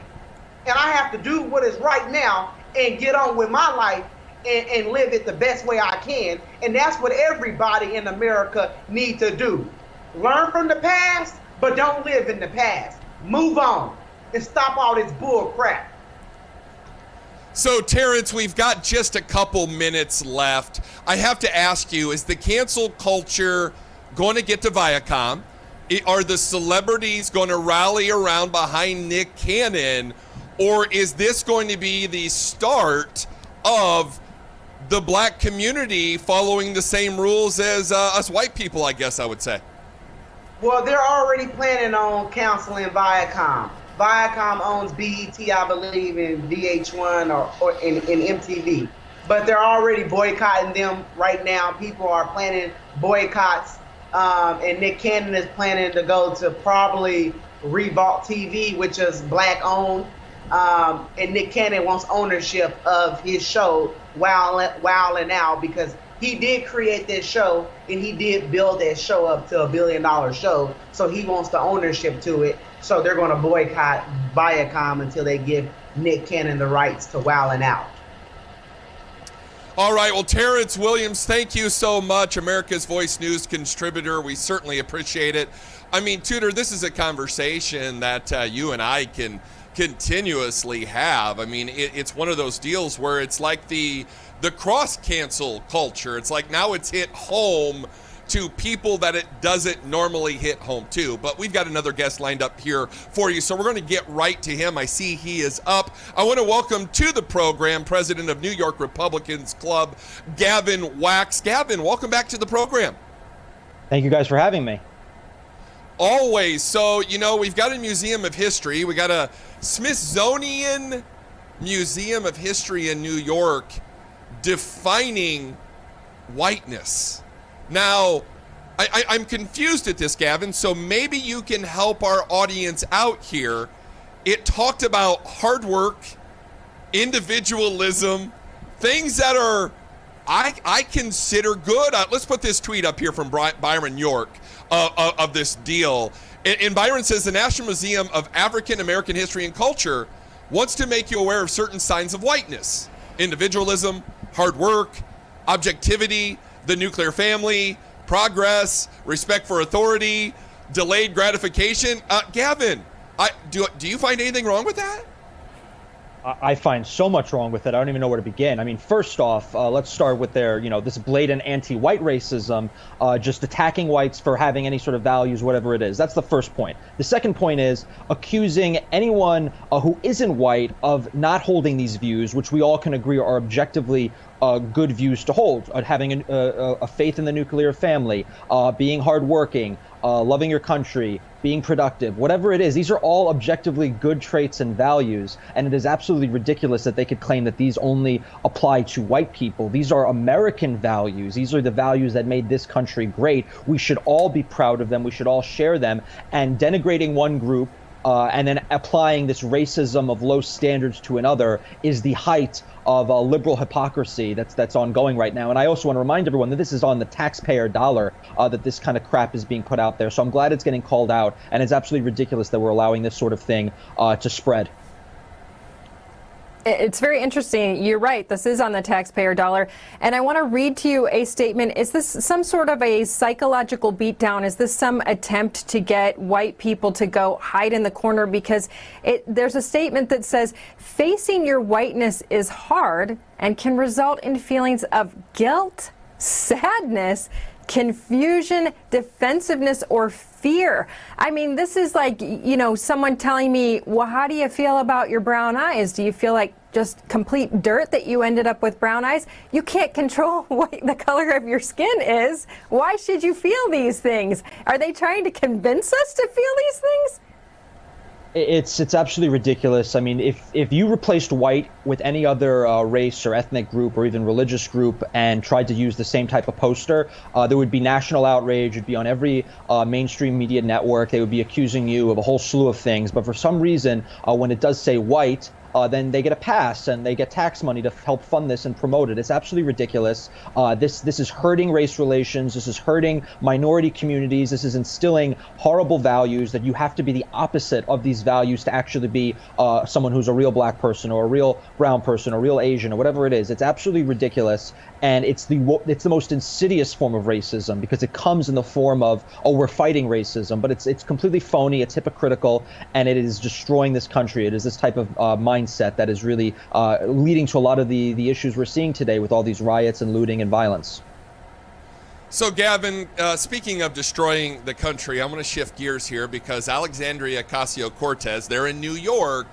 She says that, unemployment in these minority groups are leading to the violence that we're seeing. I want you to take a listen to what she had to say about, shoplifting bread.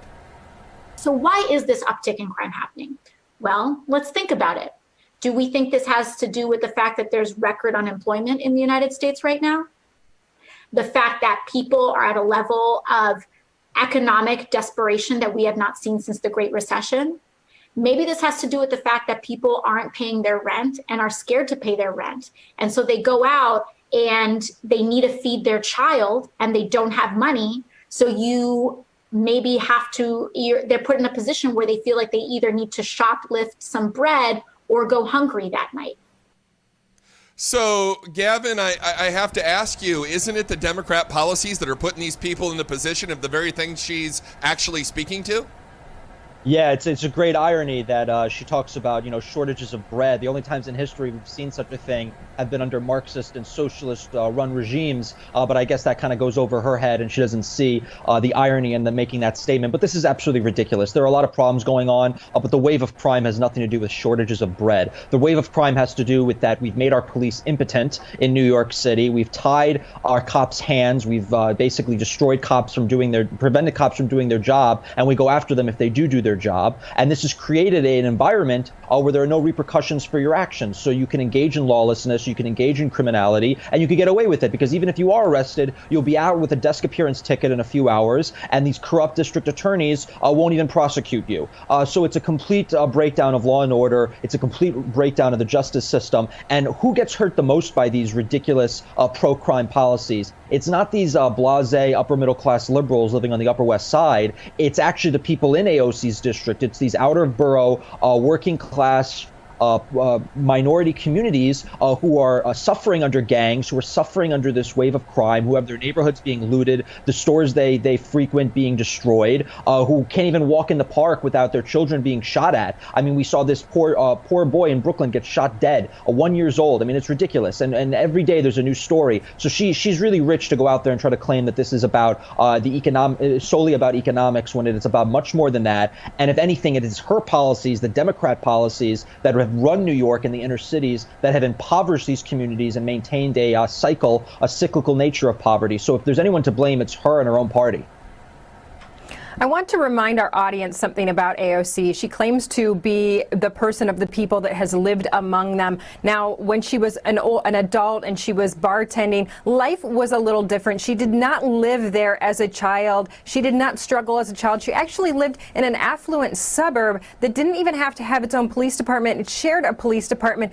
But this is what she told New Yorkers would happen if police were removed, because she wants police completely removed. So I want you to listen to what she told New Yorkers New York would look like if police were removed. Here it is. People ask me, what does a world where we defund the police, where defunding police looks like? I tell them it looks like a suburb, because in Yorktown Heights and in a lot of these communities in Westchester, what is the most important thing that is politically the most important thing that the world revolves around? It's school funding.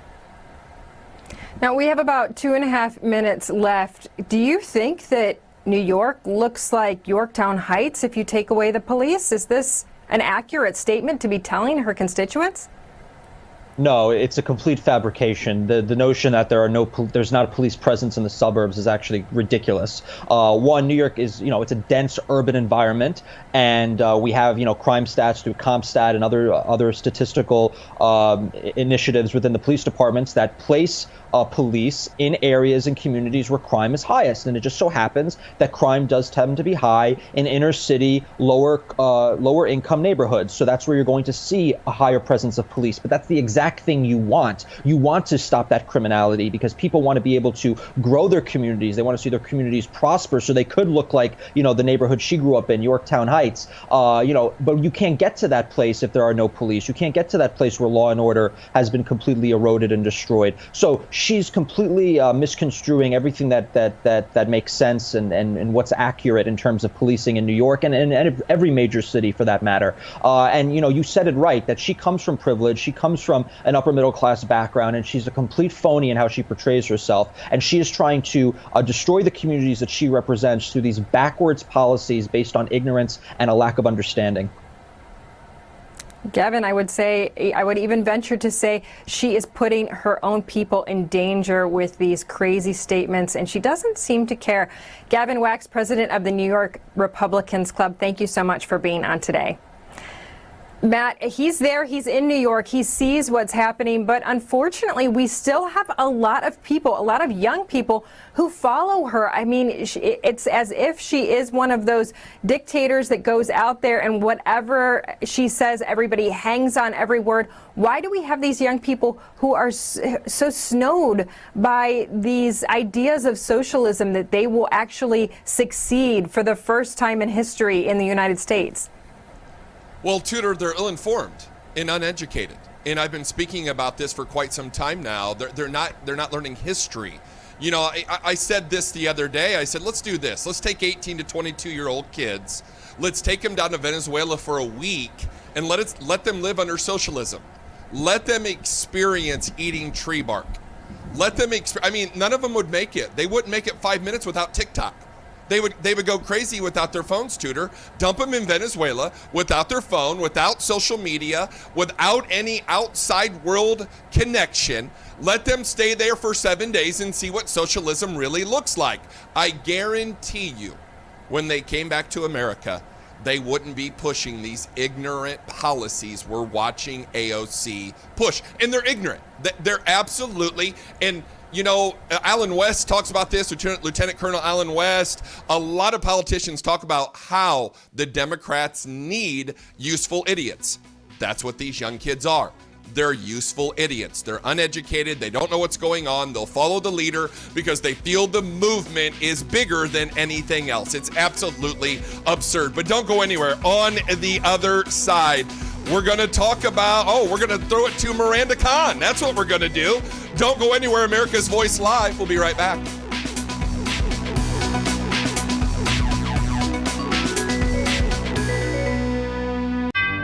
Brett Favre, legendary quarterback. Jerry Rice, legendary wide receiver. You ready for your weekly meeting? Yeah, we're ready. Let's do this. Let's stack the deck. When legends play, they wear Copperfit Advanced Back Pro. Copperfit's best-selling compression back support just got better with new double-band adjustable supports for customizable compression when you need it most. Since I put this on, I feel so much better. The core is the most important thing. To know that I'm stabilized here. Whatever I'm doing, I can give it 100%. 4 built-in stabilizing supports designed to improve posture and help reduce lower back stress and strain. You have back pain, and it's affecting your everyday life. Do something. If you can find something to help you get back out and be active like Copperfit, go for it. Absolutely. Do not give up. A high-performance compression fabric infused with the powerful properties of copper, 360-degree flexible mobility, and lightweight, durable construction. Nothing more painful than having back pains. If you're aching, if you feel like you can't work out anymore, you can. And that's with Copperfit. Yeah. It's for all of us who still want to be active, still want to compete. Way to go. That's what I'm talking about. Man, this really does feel good. It feels to me like the fountain of youth. Copperfit's best-selling back support just got bigger, badder, and better. Or call 1-800-944-5851. Or on the web at advancedbackpro.com. Get yours now for only $19.99. This does feel good. That's what I've been saying. You think it was fair? It was fun. Play for the love of the game. Copperfit, live limitless.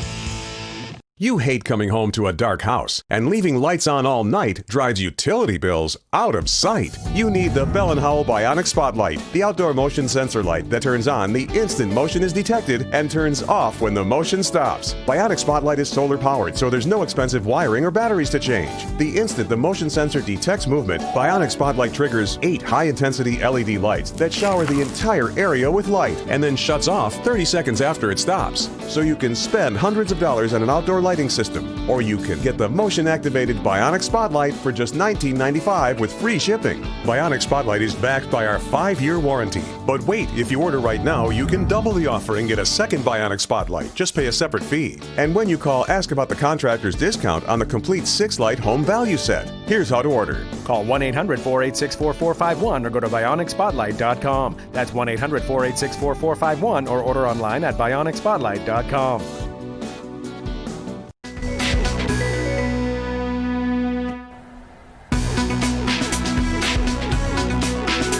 Welcome back to America's Voice Live. I'm Tudor Dixon alongside Matt Locke. And we're going to head out to our own Miranda Kahn in our Palm Beach studios for an update on the economy. Miranda?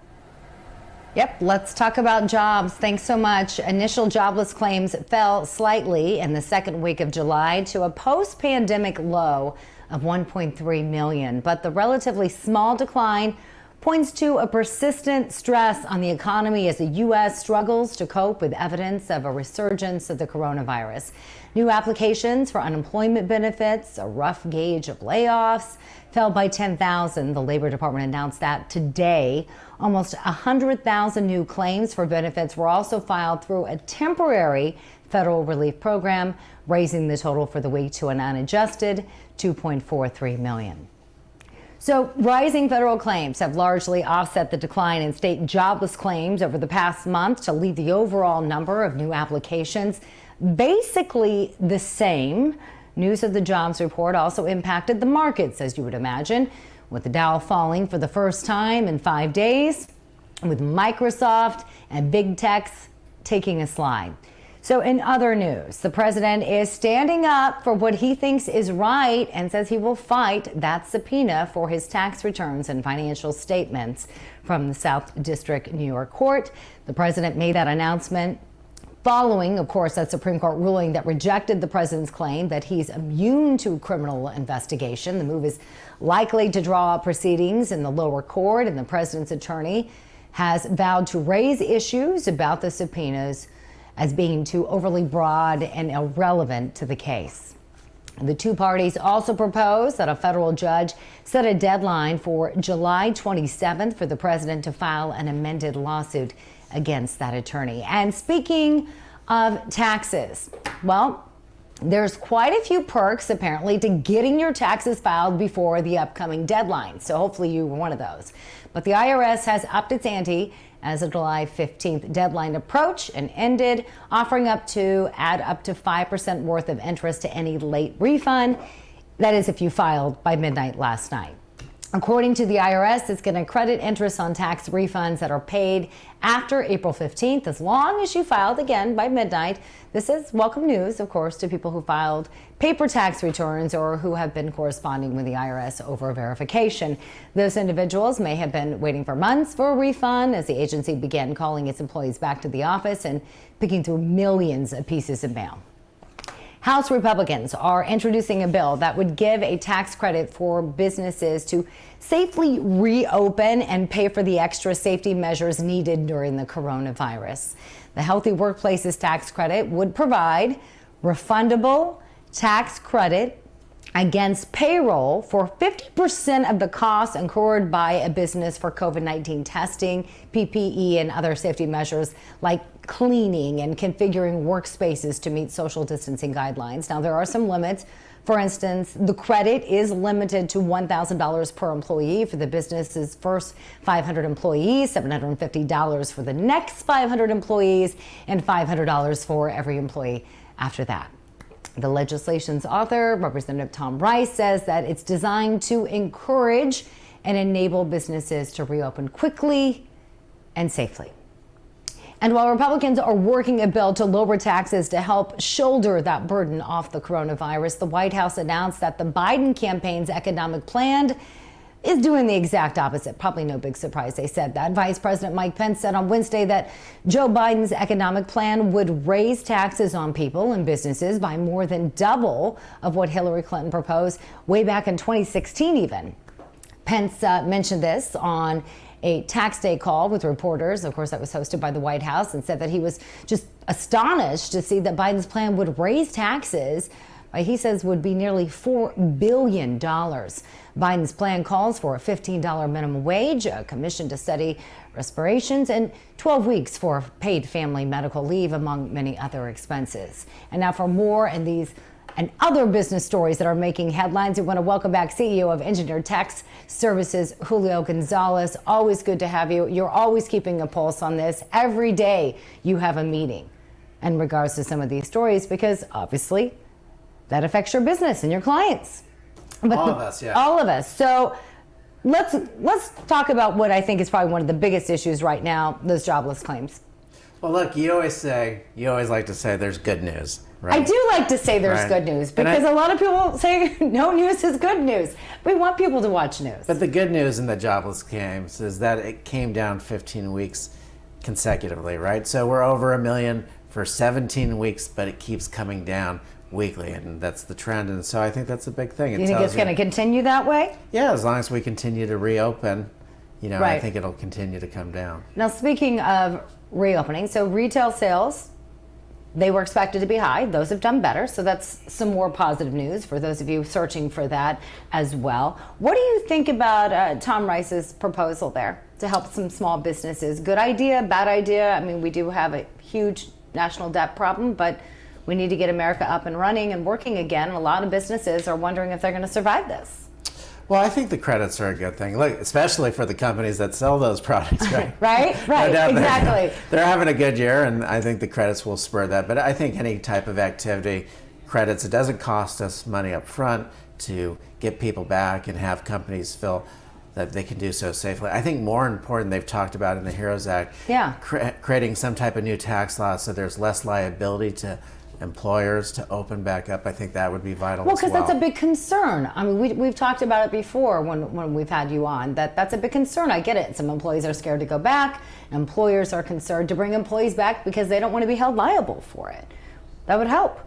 Well, it would help a lot, because you just don't know right. who's going to sue who, right, for getting sick or for opening up and not being safe. I mean, it's just so difficult when you're an employer. So anything that the government can do on the litigation side to help us feel like we can open up responsibly, safely, but not have that contingency out there being sued by our employees because of something we missed within the millions of pages of guidelines. I think that's a good thing. Well, speaking of litigation, what is your thought on the president's stance to fight this subpoena? 100%. Why wouldn't he fight? Because, look, you don't think the IRS has seen his tax returns? You don't think they've mulled over it millions of times, different of ages? I mean, he filed them, so they've clearly seen them. If they had a concern with his tax returns, they would have brought it up in an audit. So why does someone that's not in the IRS, a New York State attorney, have to see something the IRS has been over 1 million times and has not raised an issue? But you brought this up to me, again, off air, but you said there's a concern for people that do what you do for a living, which is help people with their taxes. Why is that? Can you explain?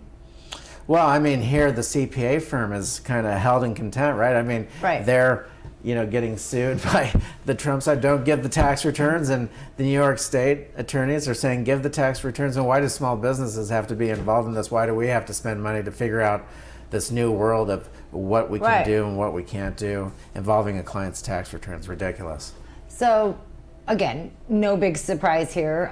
Vice President Pence, not a big fan of Joe Biden economic plan. Do you agree with that assessment? I know you're a supporter of the president, but is that an accurate depiction that it's worse and more costly than what Hillary Clinton proposed back in 2016? Well, how can we have 50 million, people file unemployment, businesses shut down, and then raise taxes on us overnight? Basically that's what they're saying, repeal the tax reform and put our taxes back to 35% plus. Mm-hmm. I mean, you may as well just go straight to Great Depression, right? The second one in a century. Oh, don't bring that up. Why'd you have to bring that up? Well, I mean, that's what Biden would do. You think? I mean, of course. I mean, if you want to raise the regulations, raise our tax rates, now we're uncompetitive, and on top of going through a pandemic, and you think you come back from that and then kill us with the taxes? There's no way. You've mentioned before that there are some changes that have happened in tax law that have been very beneficial for small businesses and owners. Obviously, I can tell you're probably relieved that the 15th is gone, right? Because that's always your crunch time, but some people have actually had to file for extensions. Is there anything that people should be aware of that they should be taking advantage of now? If they did file an extension, I mean, obviously they're not going to get that little 5% back that they were hoping for, that they needed to have in by midnight, but what could people be doing now if they're filing an extension? Because you mentioned some changes in a tax law that you said basically we're able to do stuff now that we weren't able to do. We weren't able to go years back. Can you explain what that is? Yeah, so the CARES Act basically said that we can now, as companies, take losses, carry those back to prior years and get refunds. And so basically the CARES Act, 1,000 pages of new tax law, but basically it changed a lot of the, tax law that was in 2019, 2018. So yeah, we can take advantage of it. We changed the tax law to help companies basically generate new cash by being able to go back and file refunds for any losses we can take today based on the things we put in the CARES Act that'll help generate the losses. We only have about a minute remaining, but if you could, for someone who didn't file yet, maybe they're scared to file, what advice, what would be like the best piece of advice you could give, someone right now? Well, I would at least file the extension. Mm-hmm. The IRS just wants you to communicate. Not communicating is where you get into penalties. That's a bad idea. That's what you're saying. I mean, penalties, one, jail, secondly, right? So avoid all that by communicating.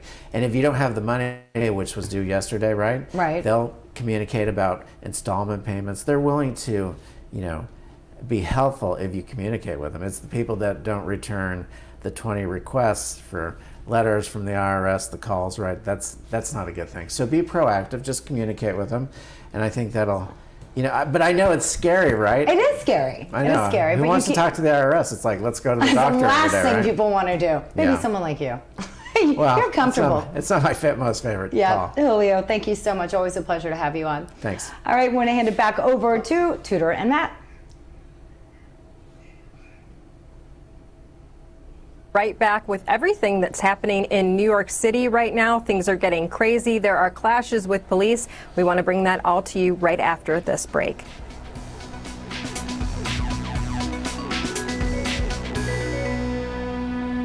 Stay tuned to get a free pan from Granite Stone. Stuck on eggs, burnt on batter. You can scrub and scrape, but you can't escape the nightmare of your sticky pans.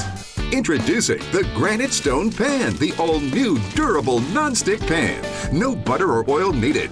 Watch, we melted down these sticky candies in Granite Stone, and it just doesn't stick. We cooked a half a dozen eggs, bacon, cheese, and tomato breakfast with no butter or oil, and it just doesn't stick.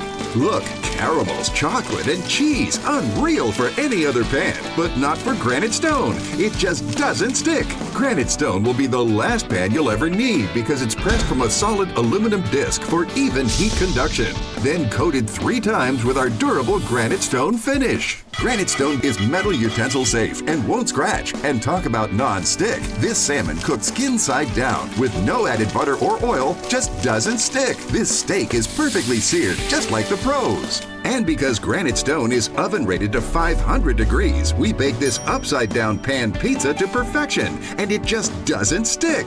Fire Flambe Delicious Cherries Jubilee. Plus, it's PFOA free and 100% dishwasher safe. Call or go online to get your granite stone pan for the special TV discount price of just $19.99. Granite stone is so durable it comes with a 10-year warranty. And with every order, you're going to get a granite stone single-serve egg pan absolutely free. It's the perfect size for personalized eggs, omelets, or frittatas that slide right out. It makes the best bacon, egg, and cheese sandwich quick. Yours absolutely free. We'll even ship your entire order free. That's right, free shipping. You get it all, an incredible value. Here's how to order.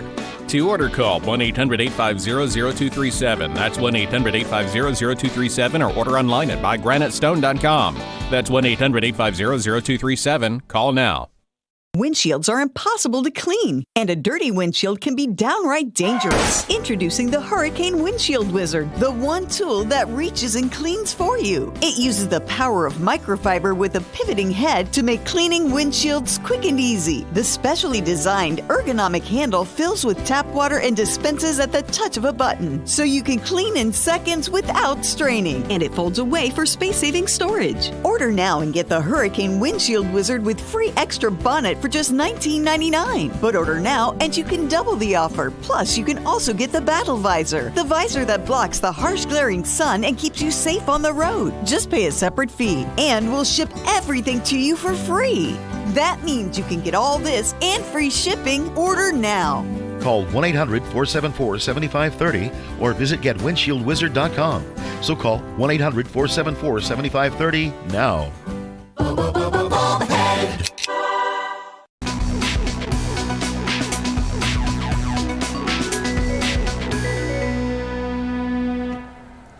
Well, welcome back to America's Voice Live alongside of Tudor Dixon. I am Matt Locke. And hey, make sure that you're following both of us on our social media platforms. You can find her at Tudor Dixon. I'm at Real Matt Locke. And of course, you're following America's Voice News on all of our social media platforms. Now, Tudor, you can also watch America's Voice News on Apple TV, Roku Fire Stick, or Amazon Fire Stick, Roku.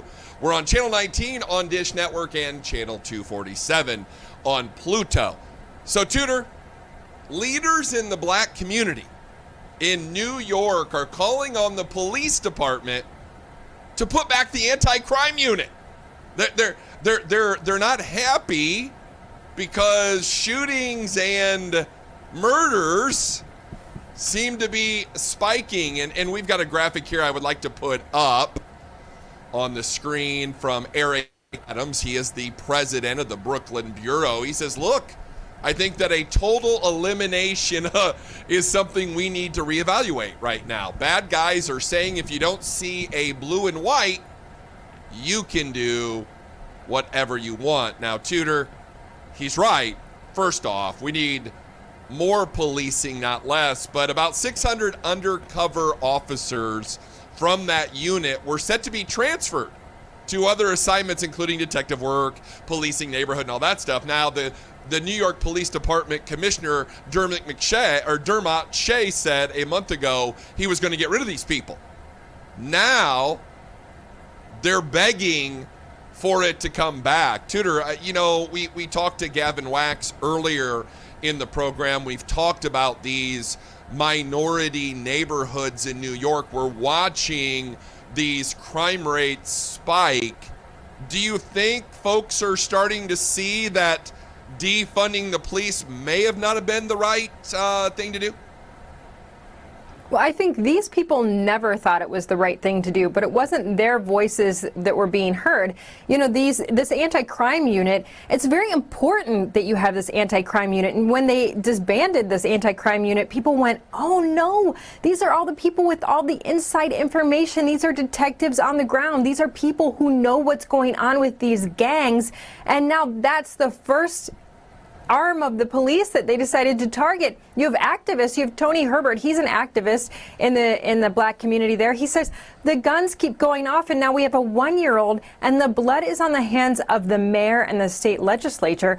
Now, this is very interesting to me because we've heard those activists in Chicago who say you got to help us. We need help here. We need to make this a health crisis right now. Treat this as a health crisis because we have so many people that are dying. It seems, Matt, that the people who are actually on the ground working with these folks, living with these folks in these communities are saying, don't do this to us. Please be here. Help us save our children. Now, I think it's the people who are outside of the communities. We know that Black Lives Matter has moved a lot of people into these communities just to protest. It seems like it's the people who don't live this life every day who are saying, yeah, get these police out of there. Whereas the folks who have been working for years and years with, some of these marginalized communities, and they've been working to change that for them, and they've been working with the police systems, are saying, all of the hard work we've done for years, you're ripping out of here when you give us no protection. No one's listening to these folks, though. Why aren't the people who have lived it for years why aren't those people the ones that are being heard? Well, and Tudor, that's a fantastic question because they're not. And you've got politicians who are working against the better interest of their actual constituents. I'll tell you how you fix this.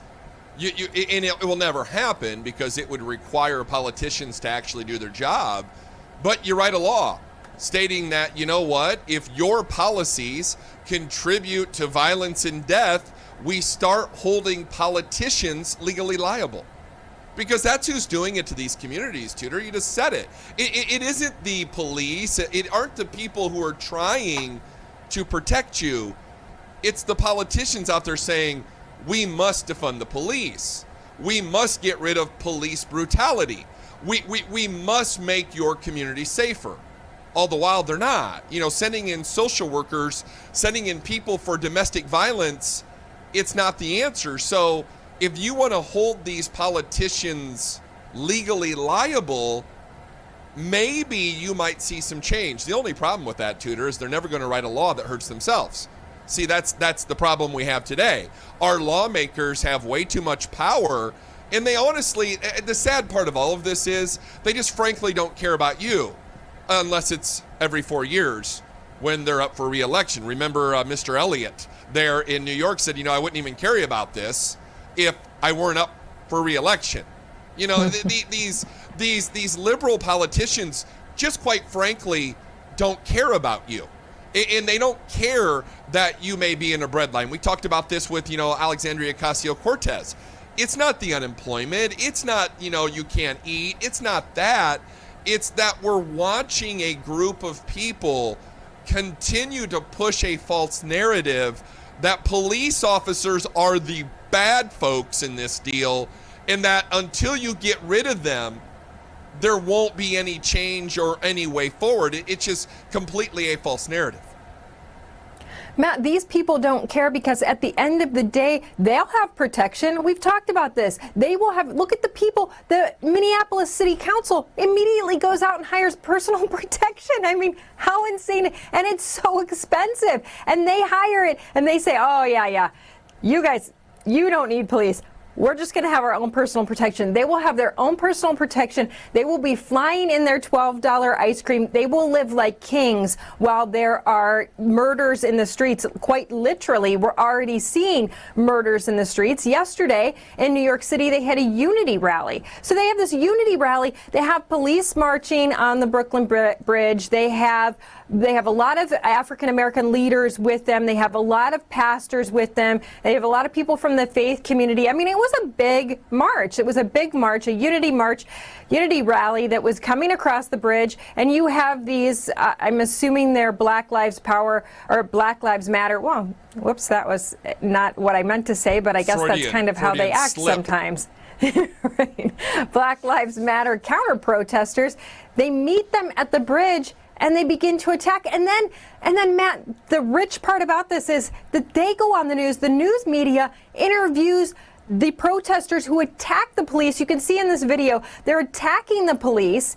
34 of them are arrested. Several police officers are injured and somewhat seriously injured. They're bleeding. They have hand injuries, wrist injuries, and they just go into attack mode because the police said, hey, we're coming through here. You need to move. You need to move. You know what? If you don't listen to the police, if you attack the police, then you're going to be arrested. 34 of them were arrested. The news media interviews them, and you know what they said? Hey, we're protesting, and they were screwing up our protest. So why is their protest more important than our protest? Matt, they were blocking this. They were blocking the protest. They were trying to stop their right. They were trying to infringe their right to protest. At what point are we going to actually call this what it is? Oh, it's criminal.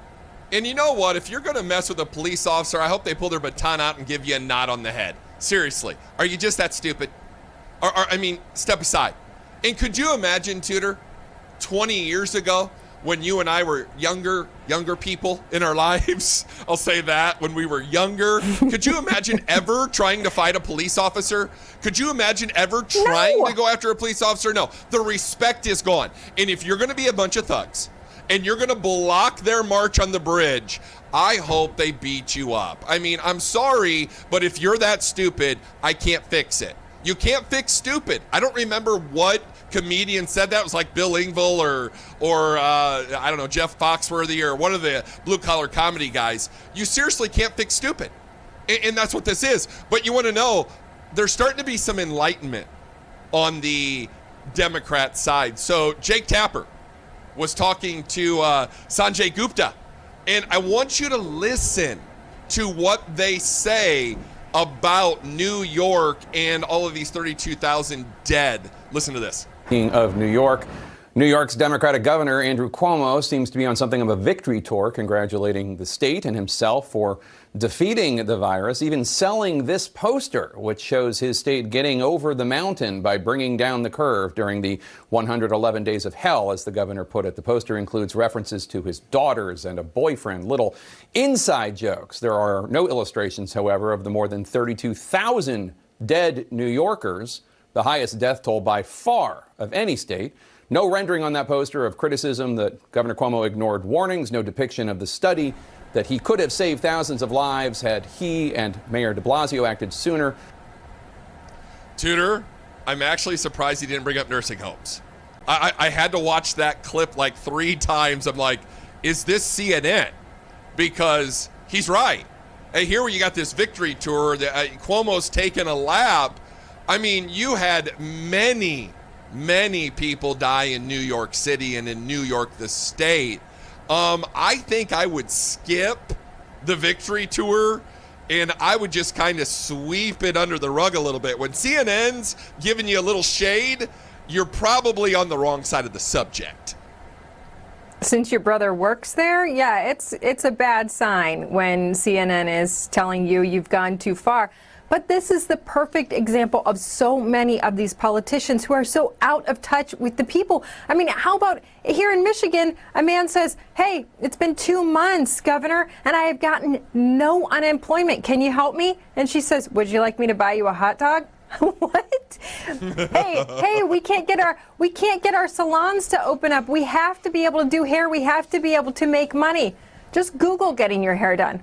Wait a minute. What about all the people who actually feed their kids by doing hair? I mean, this is what these people are today. They are so arrogant. They believe in what they do so much. They're so unwilling to listen, which is different than what we heard yesterday when we spoke about President Trump. He's willing to listen.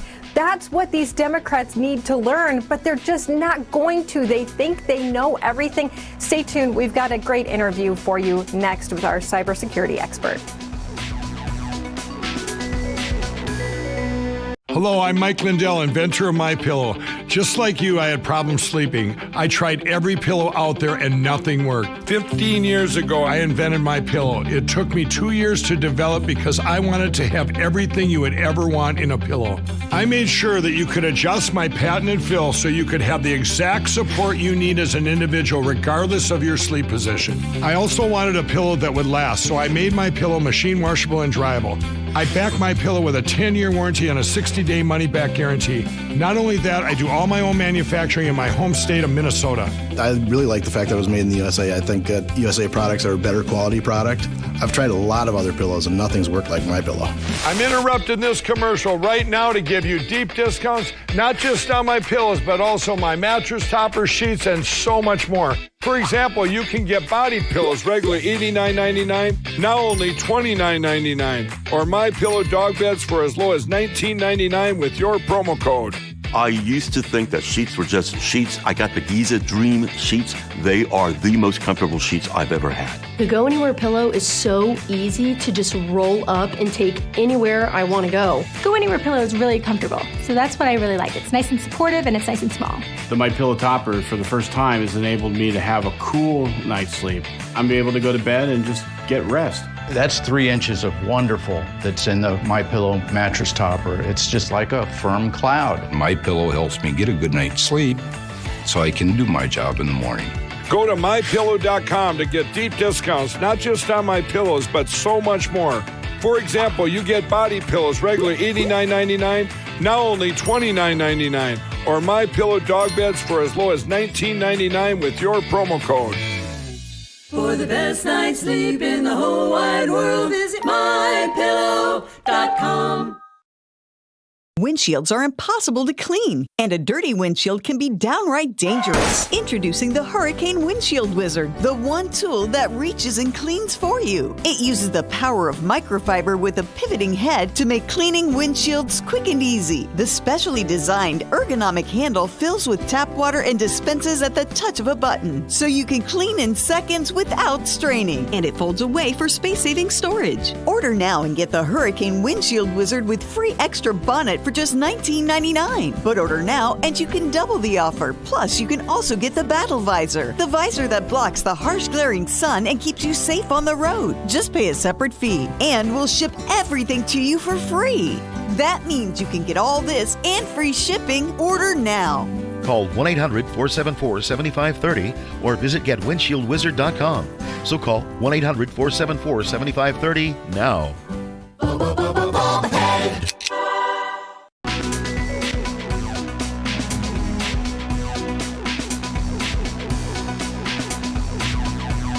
Welcome back to America's Voice Live. I'm Tudor Dixon, and here is your news update. A hotel in Laredo, Texas will soon be converted into an alternative care site for non-critical COVID-19 patients. The Red Roof Inn will provide more than 100 rooms for the patients, giving local hospitals at capacity some relief. In coming days, a Health and Human Services nonprofit will help set up equipment and hospital beds at the hotels. Officials say the facility should be up and running in the next week. Sticking with Texas, coronavirus-related deaths are surging in South Central Texas. And with hospitals and morgues at full capacity and the postponement of many funerals due to social distancing guidelines, refrigerated trailers are necessary. In Bexar County, 2 refrigerated trailers are already operational and 3 more will be set up by the end of next week. In other news, proving that no good deed goes unpunished, Russian cyber attackers are now targeting organizations involved in developing COVID-19 vaccines. That's according to security officials from the U.S., UK, and Canada. In May, 3 countries issued an advisory warning of ongoing cyber attacks against organizations involved in the coronavirus response. Officials say hospitals, research laboratories, healthcare providers, and pharmaceutical companies have all been hit. Thursday, the government's detailed activities by a Russian hacking group called APT-29, which also goes by the name the Dukes or Cozy Bear. Cozy Bear is one of the hacking groups linked to Russia. Today's announcement is the first time this group has been connected to cyber attacks related to the coronavirus pandemic. Meanwhile, the U.S. government reports retail sales rose for the second month in a row as shoppers trickled back into stores amid the coronavirus pandemic. Retail sales rose 7.5% in June from the prior month. Analysts have cautioned the recovery may be short-lived if consumers become less willing to spend on discretionary items like clothing, especially as jobless claims rise. But at the moment, it seems as though consumers are willing to take the risk when it comes to shopping. I know I love shopping, so I would take the risk if we had any malls that were truly open. That's a look at your America's Voice News update. I do want to bring in Dr. David Grantham. He is an intelligence expert, and since we had been talking about the hacking, we know that we've had hacking with coronavirus and the Russians, but we've also had some weird things going on with Twitter. So I want to bring David in. David, what is going on with Twitter? We don't even know if some people are back on yet. Yeah, thanks for having me.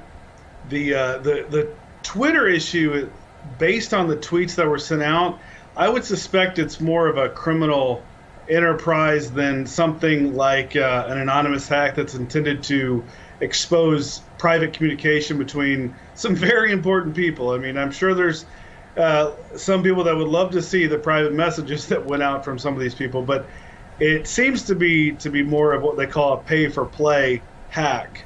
That's not to say that there may not be other elements to this, but generally, if you want to steal someone's private information, you don't advertise that you're doing it, and you certainly don't do it in such a way where you're asking for money. So using platforms that have this many followers, you're almost guaranteed to make some money because somebody will click on this link for sure. The real question comes down to how did they get in and get access to these type of platforms? I mean, these are very important people, very prestigious companies. That's the question that needs to be asked. So, David, we've got a report out today that Russian hackers are linked to the Kremlin, have targeted coronavirus research labs, not only here in America, but in the UK and in Canada. What are the ramifications of that, and do you know anything about it? The ramifications of it are going to be probably more the line of economic espionage. And the Russians do this constantly. The Chinese do it even worse, where we develop certain technologies, whether it's military, medicine, you name it, they hack, they steal, and they try to replicate what we find so they don't have to do their own research. It saves them a lot of money, and it looks bad for us. So the ramifications, the most direct ramification would probably be that, where they're just going to take what we know. Now, it depends on what they took and what they were attempting to steal, but in principle, that's usually what the intent is behind it. So is this why the U.S. and now the UK are so concerned about Huawei? Because if they have control over our 5G systems, are they able to also get information like that from our countries? Yes, that's exactly the issue. Any sort of technology that can be used in our networks. Remember that networks in the United States and across the world really, they piggyback off one another. That's why we have firewalls. Very rarely do you have a system that is isolated from any other systems. There's usually they call them backdoors. There's usually some sort of way you can get into someone else's system. So the fear is, with any sort of Chinese technology, they could embed some sort of malware that they would put into a given technology. That technology could be inserted anywhere in a network, and then it could have a beak in the sense that it calls back to China and says, hey, I'm ready to be used. What do you want me to go find? The issue with bringing in foreign parts like that and putting them into the network is sometimes you don't know where they're going to be used or how they're going to be used, and it's very difficult to protect against their use and where they might be placed within a network. So, David, I want to shift gears here because President Trump came out and he talked about MS-13, and we're going to charge them as terrorist-related charges. I want to get your comments on what President Trump said about this. Go ahead and play that, guys, if you would. But we're here today to provide an update on my administration's all-out campaign to destroy MS-13, a vile and evil gang of people. We've just concluded a historic operation leading to the arrest and indictment of dozens of savage MS-13 members and leaders all across the country. So this is something that's taken place over the last few days. So what are your thoughts on that, Doctor?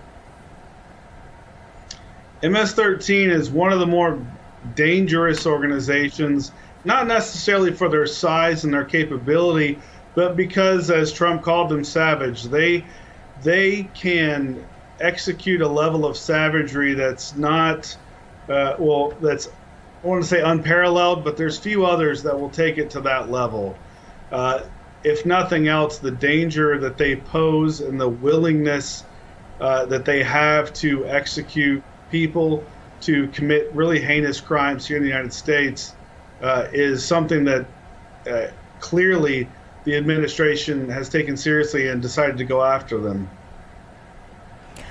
Dr. Grantham, do you think that this is a good move right before the election? Now, remember, this is a president who came out and called MS-13 animals. Nancy Pelosi then accused him of calling all people who are coming across the border animals. But like you said, I think that people don't understand, and maybe they're not aware that these people are coming over, sometimes 14, even as young as 12-year-olds coming over and murdering people. And this would go to, not only MS-13, but why you have to be so careful with your border. Do you think he's going to be able to get that across to the American people? I think he will, but I think the administration is going to have better luck getting it to the American people. AG Barr has done a very good job articulating the threat and why they do it. When it comes to these sort of threats, what really boggles the mind of many Americans is it's hard to fathom that level of violence. I mean, when we really sit down and think about it, it's almost easier to believe that that's very isolated and not part of a larger organization.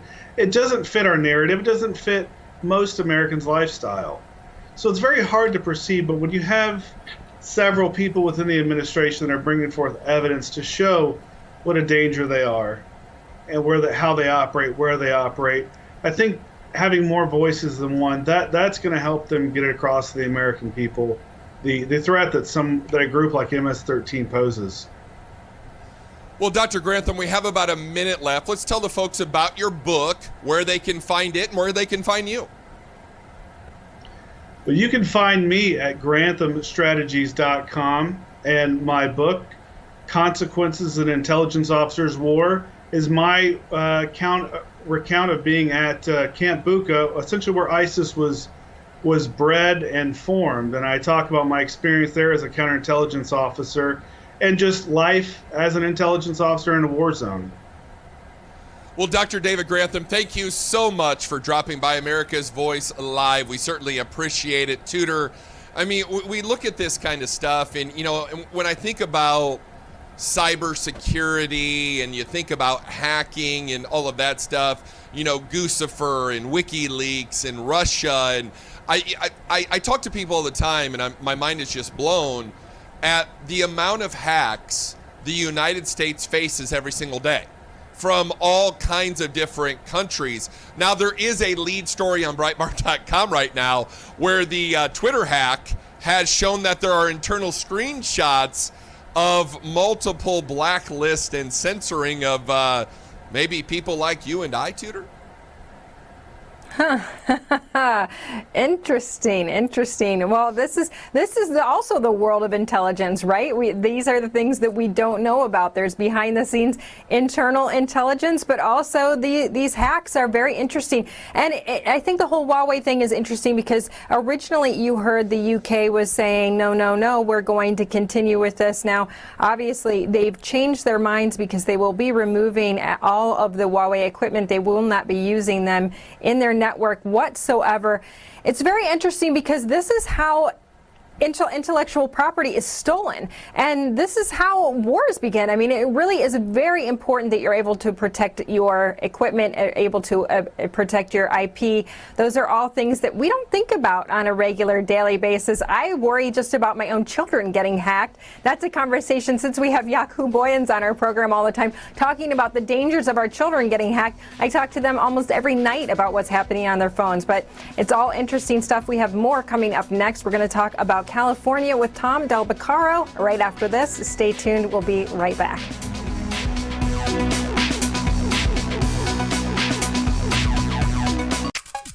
Everyone loves the benefits of compression socks, but they're just so hard to get on. Until now. Introducing the all-new Copperfit Energy Socks, redesigned for the first ever easy on, easy off fit to help reduce swelling, relieve tired, achy muscles, and provide energizing support. A new blend of stretch fabric for the most comfortable, easy on, easy off compression fit. Being a SWAT commander, we train to win. The Copperfit Energy Socks, they didn't feel like other compression socks. They totally exceeded my expectations. Our most powerful copper-infused fabric, woven into our easy on, easy off compression sock to help reduce swelling discomfort from prolonged sitting or standing. I'm 38 and a half weeks pregnant. Copperfit Energy Socks worked beautifully.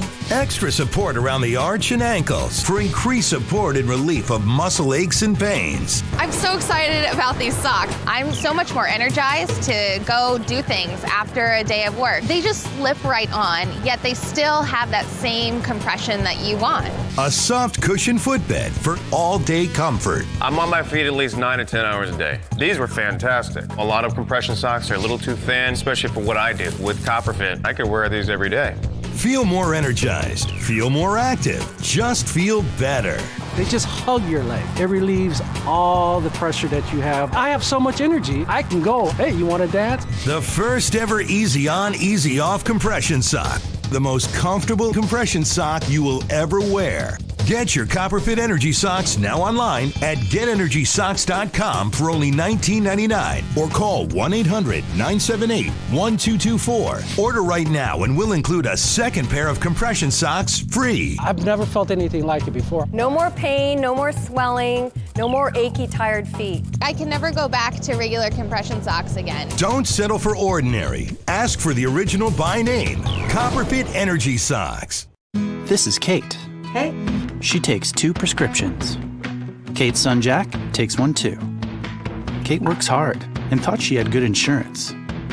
But she still pays too much. That's no good. So Kate downloaded the GoodRx app. Now she can compare prescription prices to find the best discounts. She even beats her insurance price. Good for you, Kate. Good for you. GoodRx. Stop paying too much for your prescriptions. Download the free app today.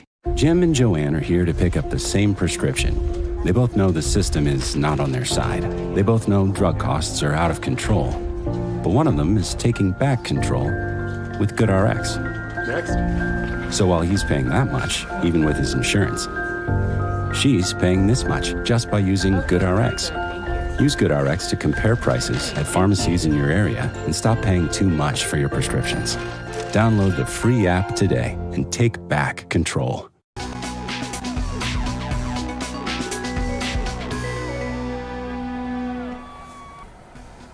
Well, welcome back to America's Voice Live alongside of Tudor Dixon. I am Matt Locke. And Tudor, I'm sad here. I'm sad because we've got fears in the coronavirus, and we're going to spend this segment talking about the virus, but they're thinking about canceling the Rose Parade. I mean, that's when you look at what's going on currently in our country with this coronavirus, they're not going back to school. Kids aren't going back to school. We're not seeing county 4-H, is not going on. But this has been a tradition. This has been a 75-year tradition that may not happen because of the coronavirus. 75 years, Tudor. And the thing is, are we going to have college football? Are we going to have NFL football? The NBA starting back up. Supposedly we got Major League Baseball starting back up. And now we've got competing states, Tudor, of mask orders. We were just talking at the break. Colorado's getting ready to mandate a mask order. And Georgia's saying, no, we're not going to have the order at all. What in the world is going on in the world today, Tudor? It's like the war of the worlds. It's like 2 competing factions have come together and said, this is the way we should do it. Which one's correct? Well, it's interesting. They did totally cancel the Rose Parade. They're saying the Rose Bowl is questionable. They may still have the Rose Bowl, but the Rose Parade is completely canceled. This is in January. I mean, when you think about this, we're talking about what, almost 6 months from now, and this is something that you can socially distance. You could keep people apart, but Matt, why do we cancel the Rose Parade and we don't say it's not safe? Just right now, it's not safe to do these protests. It's not safe to be marching in the streets. It's not safe to be arm in arm. I mean, yesterday, those people on the Brooklyn Bridge, they were locked arm in arm. This is what we're saying you cannot do. It is not safe. But they had their arms around each other, and they don't. There's no one that condemns that. In fact, like I said, they interviewed those people first and said, "How do you feel about this?" Now you have the Rose Parade, a longtime tradition, which I'm sure you can do all of the masks and whatnot. But instead, nope, we've got to cancel it. I think we have Tom up. I want to bring Tom into the program. Oh, no, we have the president. Oh, I'm sorry. A different important person. We have the president coming out. Let's go to him now. He's coming right up to the podium. Hello, everybody. Thank you. Thank you very much, everybody. Please. That's a nice crowd on a nice, cool day. It's beautiful, though. Might be hot, but it's beautiful. We're here today to celebrate and expand our historic campaign to rescue American workers from job-killing regulations. Before I came into office, American workers were smothered by merciless avalanche of wasteful and expensive and intrusive federal regulation. These oppressive, burdensome mandates were a stealth tax on our people, slashing take-home pay, suppressing innovation, surging the cost of goods, and shipping millions of American jobs overseas. Millions and millions and millions. It never ended. Nearly 4 years ago, we ended this regulatory assault on the American worker, and we launched the most dramatic regulatory relief campaign in American history by far. No other administration has done anywhere near. Thank you. At the heart of this effort was a revolutionary promise. For every one new regulation issued, we pledged that 2 federal regulations would be permanently removed. We not only met that ambitious goal, which at the time people said was impossible, we vastly exceeded it. For every one new regulation added, nearly 8 federal regulations have been terminated. Been an incredible achievement. As you can see behind me, we have removed the gigantic regulatory burden Americans have been forced to carry for decades, freeing our citizens to reach their highest potential. Our historic regulatory relief is providing the average American household an extra $3,100 every single year, and we're going up from that number. We're going up from that number. Think of that. $3,100 per household. Joining us today is Vice President Mike Pence. Thank you, Mike. Commerce Secretary Wilbur Ross. Wilbur, thank you very much. Labor Secretary Eugene Scalia. Thank you. Thank you, Eugene. Health and Human Services Secretary Alex Azar. Thank you, Alex. Transportation Secretary Elaine Chao. Thank you, Elaine. We had a great day in Georgia yesterday, cutting regulations like nobody's ever seen before. EPA Administrator Andrew Wheeler. Thank you, Andrew. Thank you very much. OMB Acting Director Russ Vogt. Thank you, Russ. And Small Business Administrator, I love her name, Jovita Carranza. Jovita, thank you. Thank you. And CMS Administrator Seema Verma. Thank you, Seema. Great people. Those are great people. They're doing an incredible job. I also want to thank the many state and local tribal leaders who join us in this great cause. Thank you very much, and thank you for being here. We appreciate it. Thank you all very much. What we have achieved together is truly without precedent. Never happened before. The previous administration added over 16,000 pages of heavy-handed regulations to the Federal Register. That's why nothing got done. Under my administration, we have removed nearly 25,000 pages of job-destroying regulations, more than any other president by far in the history of our country, whether it was 4 years, 8 years, or in one case, more than 8 years. The prior administration piled up more than 600 major new regulations, a cruel and punishing regulatory burden that cost the average American an additional $2,300 per year. Think of that. The average American, $2,300 regulation, hitting low-income Americans by far the hardest. These regulations also inflicted a steep economic toll on African American communities. By contrast, our reforms are putting more money into the pockets of hardworking Americans. In addition to saving every family more than $3,000 per year, my administration has just issued another reform that my Council of Economic Advisors estimates will lower the price of new vehicles by more than $2,200 per vehicle. And I think we're going to get that up to $3,500 per vehicle. It's very exciting.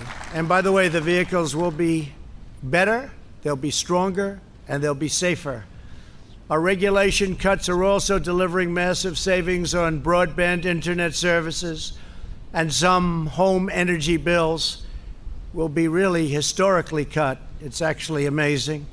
As well as historically low gasoline prices. Gasoline prices, you look today, I think it was $1.99. At the same time, we saved our oil companies. We're now the largest, since we've been here, the largest energy source in the world. Nobody's even close, so it's great. But we saved them. They had a hard time a number of months ago, and frankly, for a long time, but we've saved them.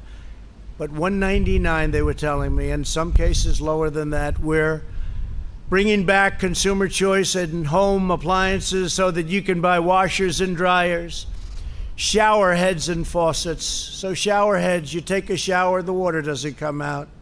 You want to wash your hands, the water doesn't come out. So what do? You just stand there longer, or you take a shower longer? Because my hair, I don't know about you, but it has to be perfect. Perfect.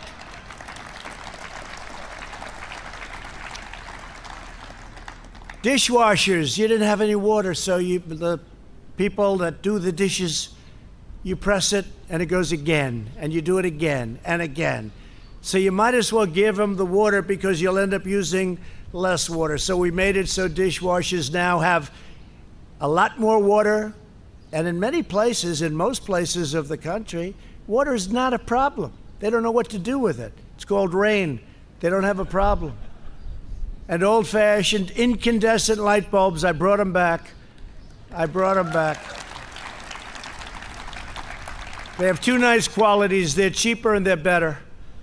They look better. They make you look so much better. That's important to all of us. But they're better and much cheaper. And they were mandated out, legislated out, and we brought them back, and they're selling like hotcakes.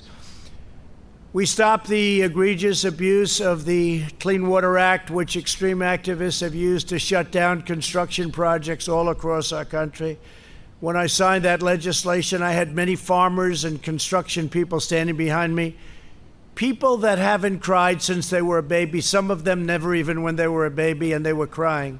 Many people were crying. We gave them back their life. They took away their land. They took away their rights. They took away their life. By reining in EPA overreach, my administration has returned the agency to its core mission of ensuring clean air, clean water, and a truly pristine natural environment. Our air now and our water is as clean as it's been in the last 4 decades. Yesterday, our country achieved yet another groundbreaking milestone by completing a sweeping overhaul of America's badly broken infrastructure approval process. It was totally out of control. Instead of taking up to 20 years to approve a major project, we're cutting the federal permitting timeline, it's already been done, to a maximum of 2 years or less, in some cases even less than 1 year. And it's possible that it won't qualify. It's possible that it won't be good environmentally or safety-wise, in which case, at least in a period of a year or two, we'll raise the hand and you won't make it. But most projects will make it, but you won't go for 10, 15, 18, or 20 years. There are many horror stories that we could relate. We're reclaiming America's proud heritage as a nation of builders. My administration has also eliminated massive regulatory barriers in our battle against the China virus. These actions save countless lives, speeding up the production of equipment. That means ventilators like nobody's ever seen before. Probably the greatest source of manufacturing, the greatest achievement since World War II. We're now making ventilators for countries all over the world. In medicine, accelerating the delivery of life-saving treatments and ensuring that we will have a vaccine in a record time. We're doing fantastically well on that. That'll be for another time, another meeting, but we are doing on therapeutics and vaccines incredibly well. No administration in history has removed more red tape more quickly to rescue the economy and to protect the health of our people. When you think of it, we are all set up that as we get the vaccine or therapeutic, and we're set up militarily, we're going to be delivering it in record time. It's all set to move. We put an investment up front, and we have logistical people, generals, great people. They're going to be delivering this all over the country as soon as we have it, and we've made tremendous progress. You've been reading about it. In total, we've taken more than 740 actions to suspend regulations that would have slowed our response to the China virus. This includes lifting restrictions on manufacturers so that our great auto workers could produce more than 100,000 ventilators. So we've done over 100,000 in 100 days. Think of that. And we didn't have ventilators. We weren't set up for ventilators. We became a country that's making a lot of them, helping so many others. Countries that are never going to be in a position to make them. They're complex, they're expensive, they're big, very, very, very tough to do. And we've saved a lot of lives. And there's never been a person in our country, even though we started with almost nothing. I say the cupboard was bare when we took over.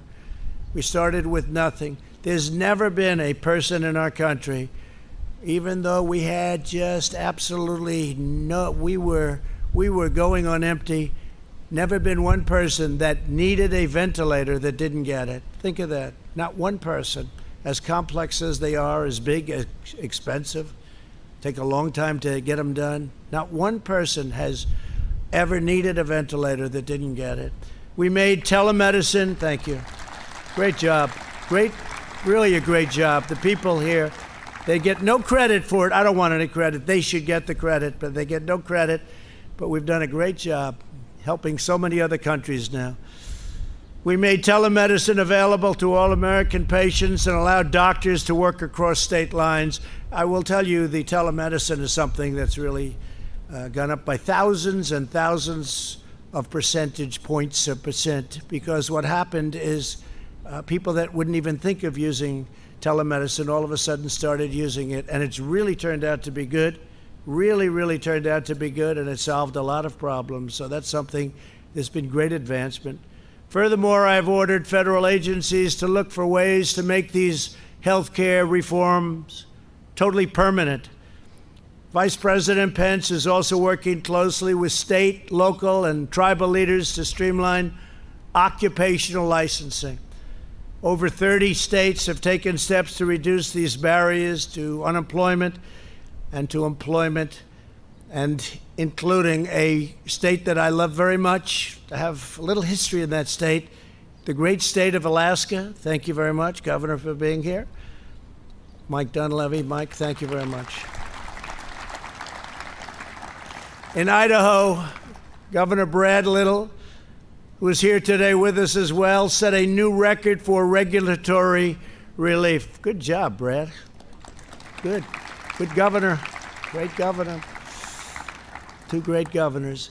The American people know best how to run their own lives. They don't need Washington bureaucrats controlling their every move and micromanaging their every decision. With each regulation we cut, We are not only returning the money and the power to our citizens, we are draining the Washington swamp, and they're not happy about it, I can tell you that. I think you know that. The swamp was deep. I just didn't know how deep. Deeper than I thought. Joining us today are a few of the countless Americans who are personally benefiting from our pro-worker reforms. Joe Cambria owns Cambria Truck Center in New Jersey, good state, New Jersey, and it's been really something that he's seen firsthand, how our regulation cuts have helped create thousands and thousands of jobs. Joe, please come up and say a few words. Thank you, Joe.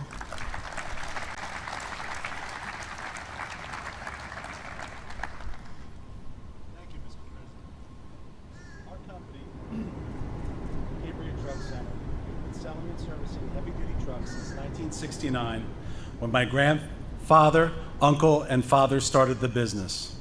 In the past 3.5 years, the Trump administration has kept its promise to right-size regulations. I want to thank you for that, President Trump. Regulatory reform in the energy sector creates jobs, reduces costs for our communities, and puts trucks to work. Streamlined permitting and creating an environment that allows for efficient construction and infrastructure repair and development has the same effect. As a result of these regulatory reforms, our industry has seen record sales of heavy-duty trucks, which has been a boon to dealerships like ours, as well as the environment. When new trucks replace older models, there is an environmental benefit. Current powertrains have near zero emissions today, and we're going electric, as well as increased safety, like shorter stopping distances and collision avoidance technology, safer on the road. It has also been nice to hear made in the USA again.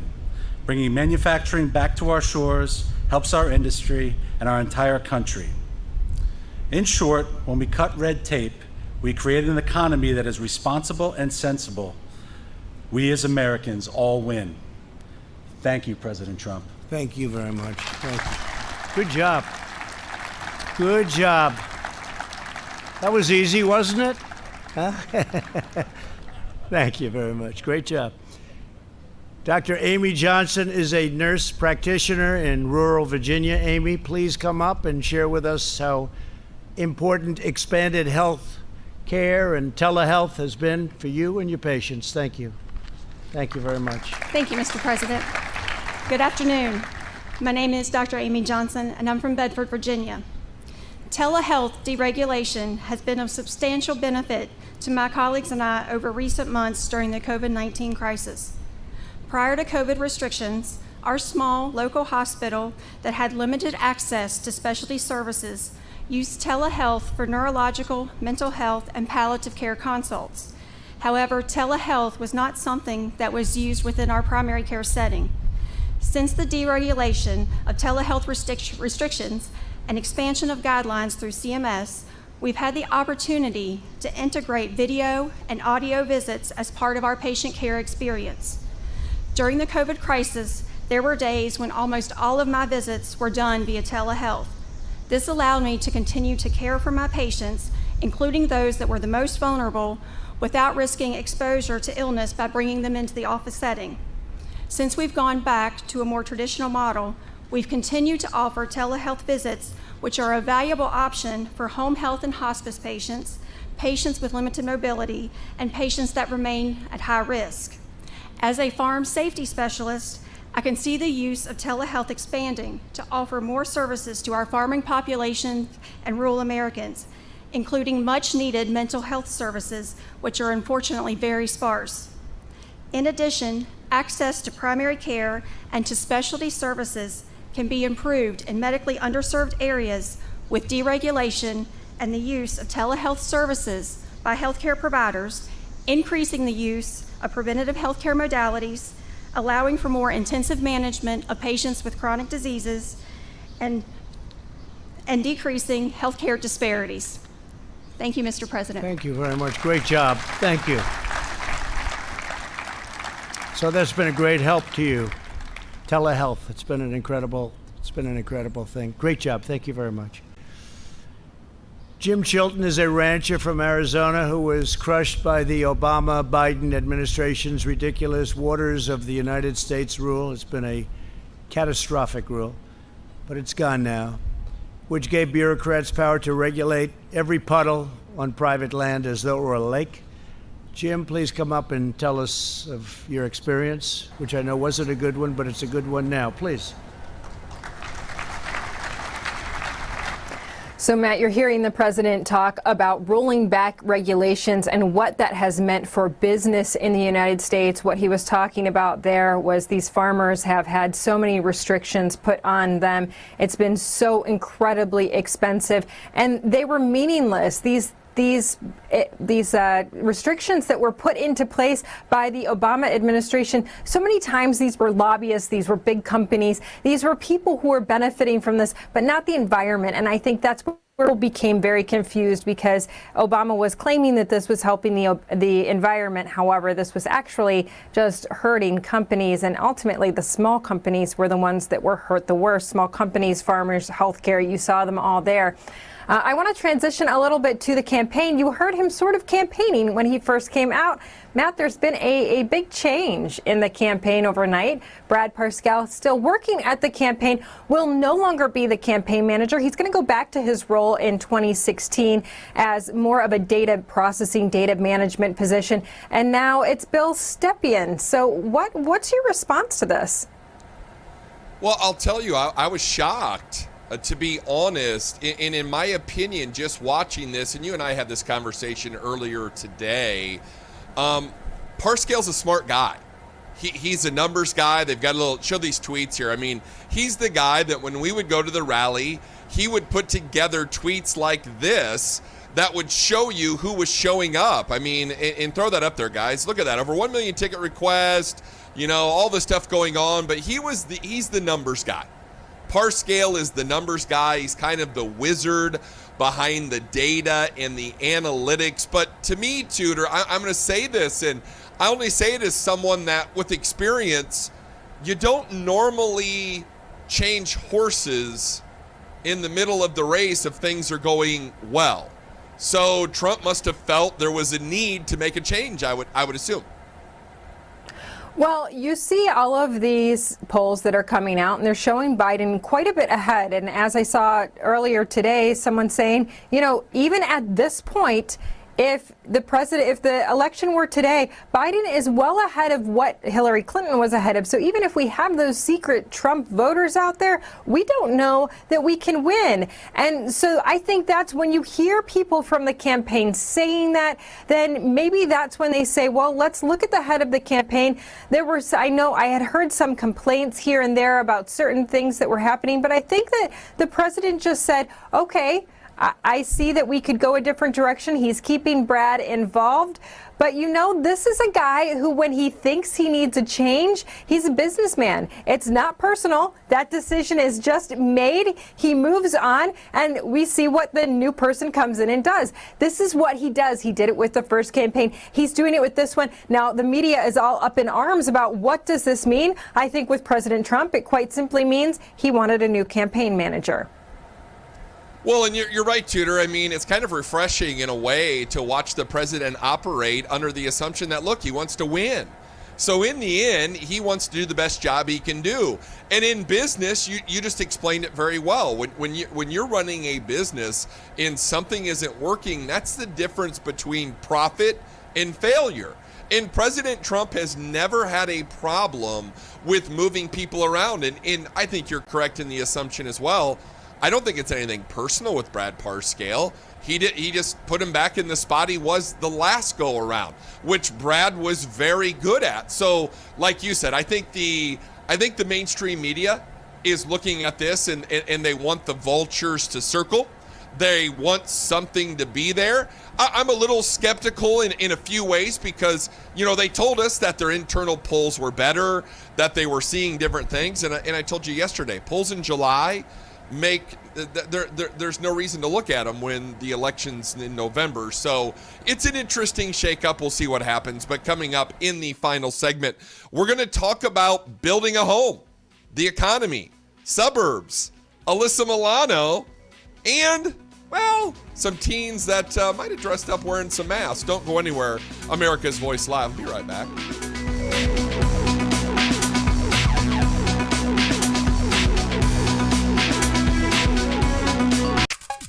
Everyone loves the benefits of compression socks, but they're just so hard to get on. Until now. Introducing the all-new Copperfit Energy Socks, redesigned for the first ever easy on, easy off fit to help reduce swelling, relieve tired, achy muscles, and provide energizing support. A new blend of stretch fabric for the most comfortable, easy on, easy off compression fit. Being a SWAT commander, we train to win. The Copperfit Energy Socks, they didn't feel like other compression socks. They totally exceeded my expectations. Our most powerful copper-infused fabric, woven into our easy on, easy off compression sock to help reduce swelling discomfort from prolonged sitting or standing. I'm 38 and a half weeks pregnant. Copperfit Energy Socks worked beautifully.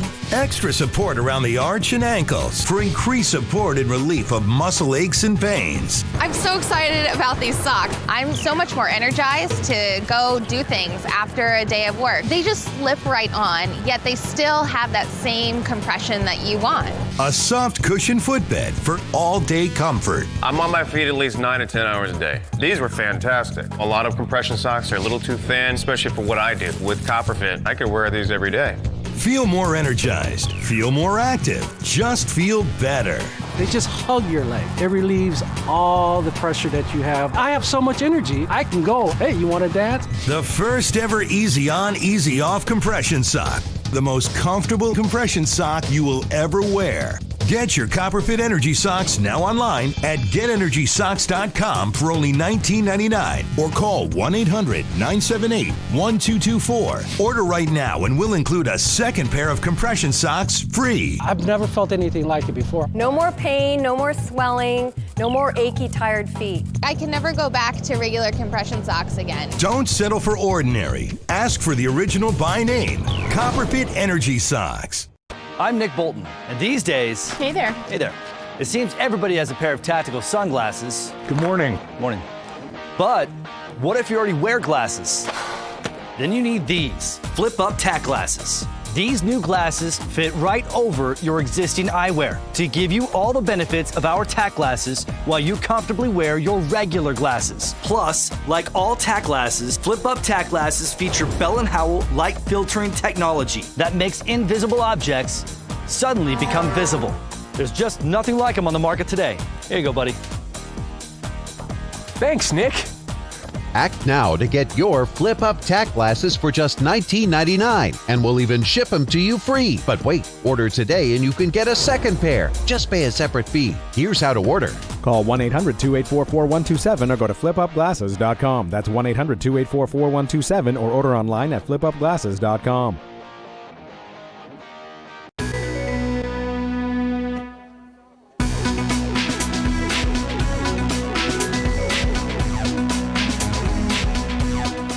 Well, welcome back to America's Voice Live alongside of Tudor Dixon. I am Matt Locke, and Tudor, we got to shut it all down. It's official. We've got to shut the country down. We've got to stop work. I mean, it's over now because Alyssa Milano said so. I mean, Alyssa Milano Cookie says that it is not enough to just shut down California. We got to shut it all down. And just to emphasize what she was saying, she put out a tweet with the F word in it because that would make it more powerful, right? I mean, that's all going to make it all good. When I want to get my point across, I make sure I say the F word first. But she says, you know what? F this. We are losing this battle. And if we don't do something about it, then it's over. So nobody should go back to school. We should shut the entire country down because I say so. So, Tudor, the last time I remember President Trump is actually President Trump. And you know, doesn't this just tell you what Democrats would really do? I mean, Democrats will tell us that they don't want dictatorship. They don't want people ruling over them. The president's not a, the president's a dictator. Da, da, da, da, da. But in the end, isn't this the biggest case of projection? And doesn't this tell you how the Democrats really see all of us? We're just subjects, right? The Democrats in Hollywood and all the smart people, they just know more than us. So just shut it all down because they say so, right? Well, yeah, she's mad. She says that people are talking about our kids going back to school. Nope. She says we need a national shutdown now. Print cash. Print cash. You've got to give universal basic income. Forget about people working. We are not there. We are not in a situation where people have been working the whole time. Now, Alyssa Milano hasn't been because she's rich and powerful, so she doesn't need to. I think she's worth $10 million, so maybe she doesn't need to work, but she wants no one to work. I don't think she's going to share her money, though. She wants the government to print cash. Can you imagine? Can you imagine if the president came in and said, I am all powerful and I am going to shut you down? What she's asking is for the president to have that power, because she said a national shutdown. Let me just be clear. In her tweet, she said she wants a national shutdown. She's asking for the federal government to have that control. Now, these are people who don't want the federal government to come in any other time.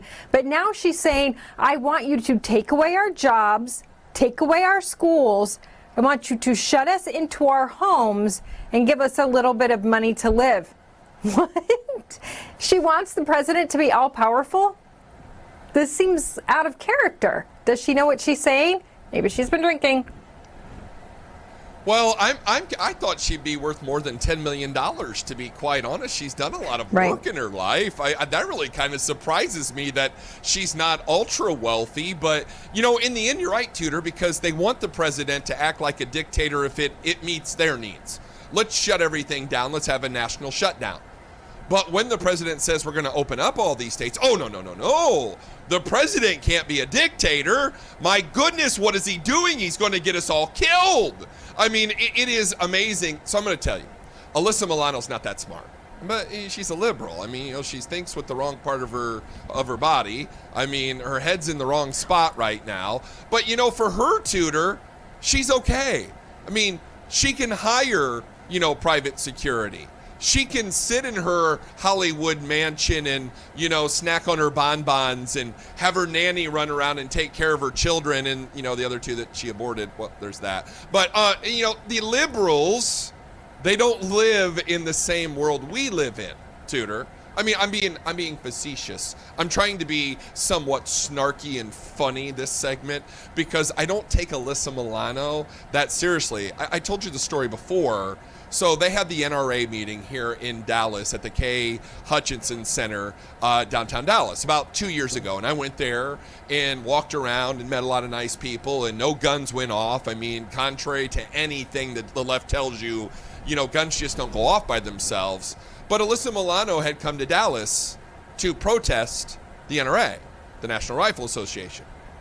While she was protesting out in front of the facility about people not being able or not, they shouldn't have guns, she had 4 security guards around her who I guarantee you, if you remove their jackets, were all carrying weapons. These people, I guess what I'm saying, they're hypocrites, Tudor. And it's, you know, it's amazing that we give these people even the time of day because, quite frankly, they're just not that bright. Well, I like it when she does things like this. I think it's great because it seems so extreme. It seems like she's gone to the complete extreme side. So then the normal people in the world read this and go, seriously? So you want us to live completely under government control and in complete fear? Because you read that tweet and that tweet is filled with fear. It nothing other than fear, actually. It's complete fear, and it's fear-mongering, and she wants to be controlled. She wouldn't like to be controlled in reality. She wouldn't like that because she likes to be able to go out, exactly as you said. She likes to go out and protest. She likes to be able to hire her own security. She likes to have that control, but she now doesn't like the fact that she doesn't have control over all of you. And so that's when she says, well, this is what I think should happen. Now we must come and shut this down. Everybody must be under my control. I love it when people like Alyssa Milano do this kind of stuff, and it gets this kind of attention, though I don't think that she's worthy of a lot of attention. I do think that it's good to give attention to something like this because it just shows how asinine it really is, what they would really do to you. And I think it makes voters go, I got to stay away from that side of the block because that's the nutso side. So hopefully people won't vote for people who she's supporting. That's what I think.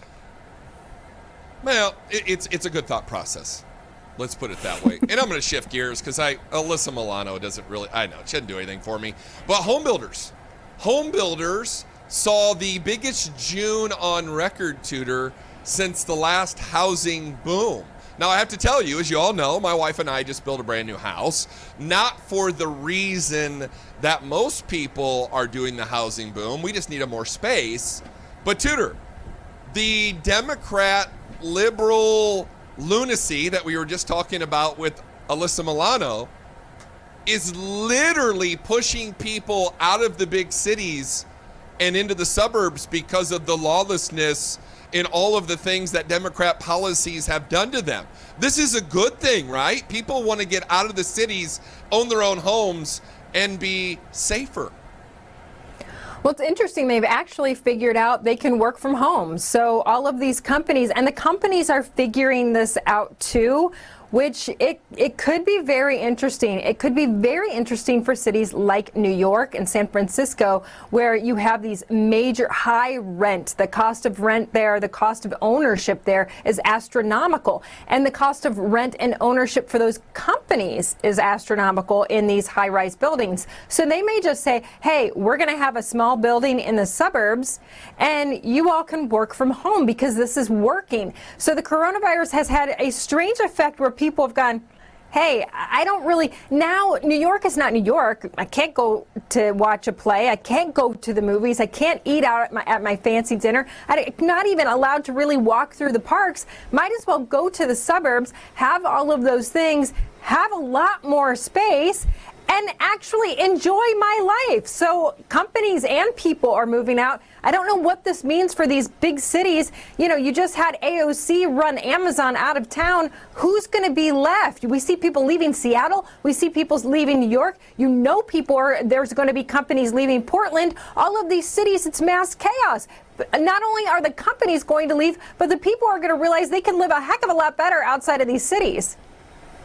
Well, and Tudor, the crazy little caveat of this whole story is this coronavirus and the shutting down of businesses and the economy going downward has driven mortgage rates very low. I mean, my wife and I, we got a very good rate on our mortgage. It's just crazy. So the effects of what the left is trying to push to keep you in your house has taken people out of the cities and moved them to the suburb. All right. So, Tudor, this last story.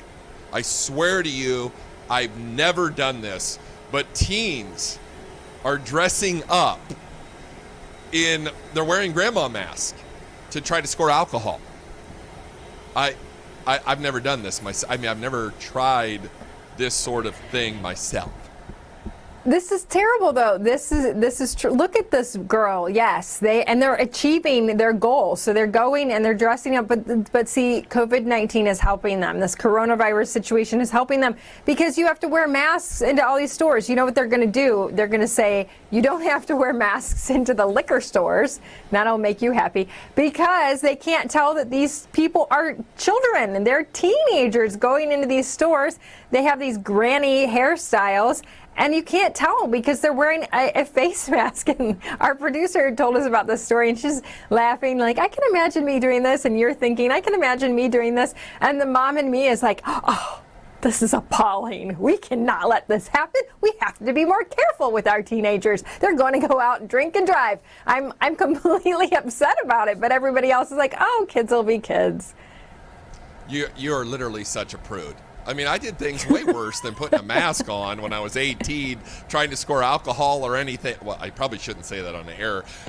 Look, I'm not condoning underage drinking, but I'll tell you what, it's ingenious. You know, you got to come up with some stuff. It is, they put some thought into it. How about that? But if you get rid of masks, we don't have to worry about it anymore, Tudor.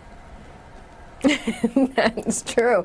I give them credit for thinking it up, but yes, I agree. Now, I think in Georgia, you don't have to wear a mask now, do you?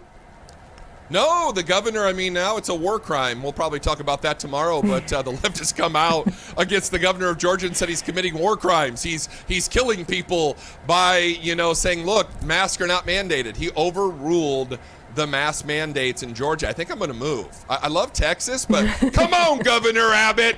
You need to be overruling mask mandates too. All right, Tudor, we're at the end of this for today. Hey, guys, have a great day. We'll see you tomorrow. Tudor Dixon, Matlock, America's Voice Live.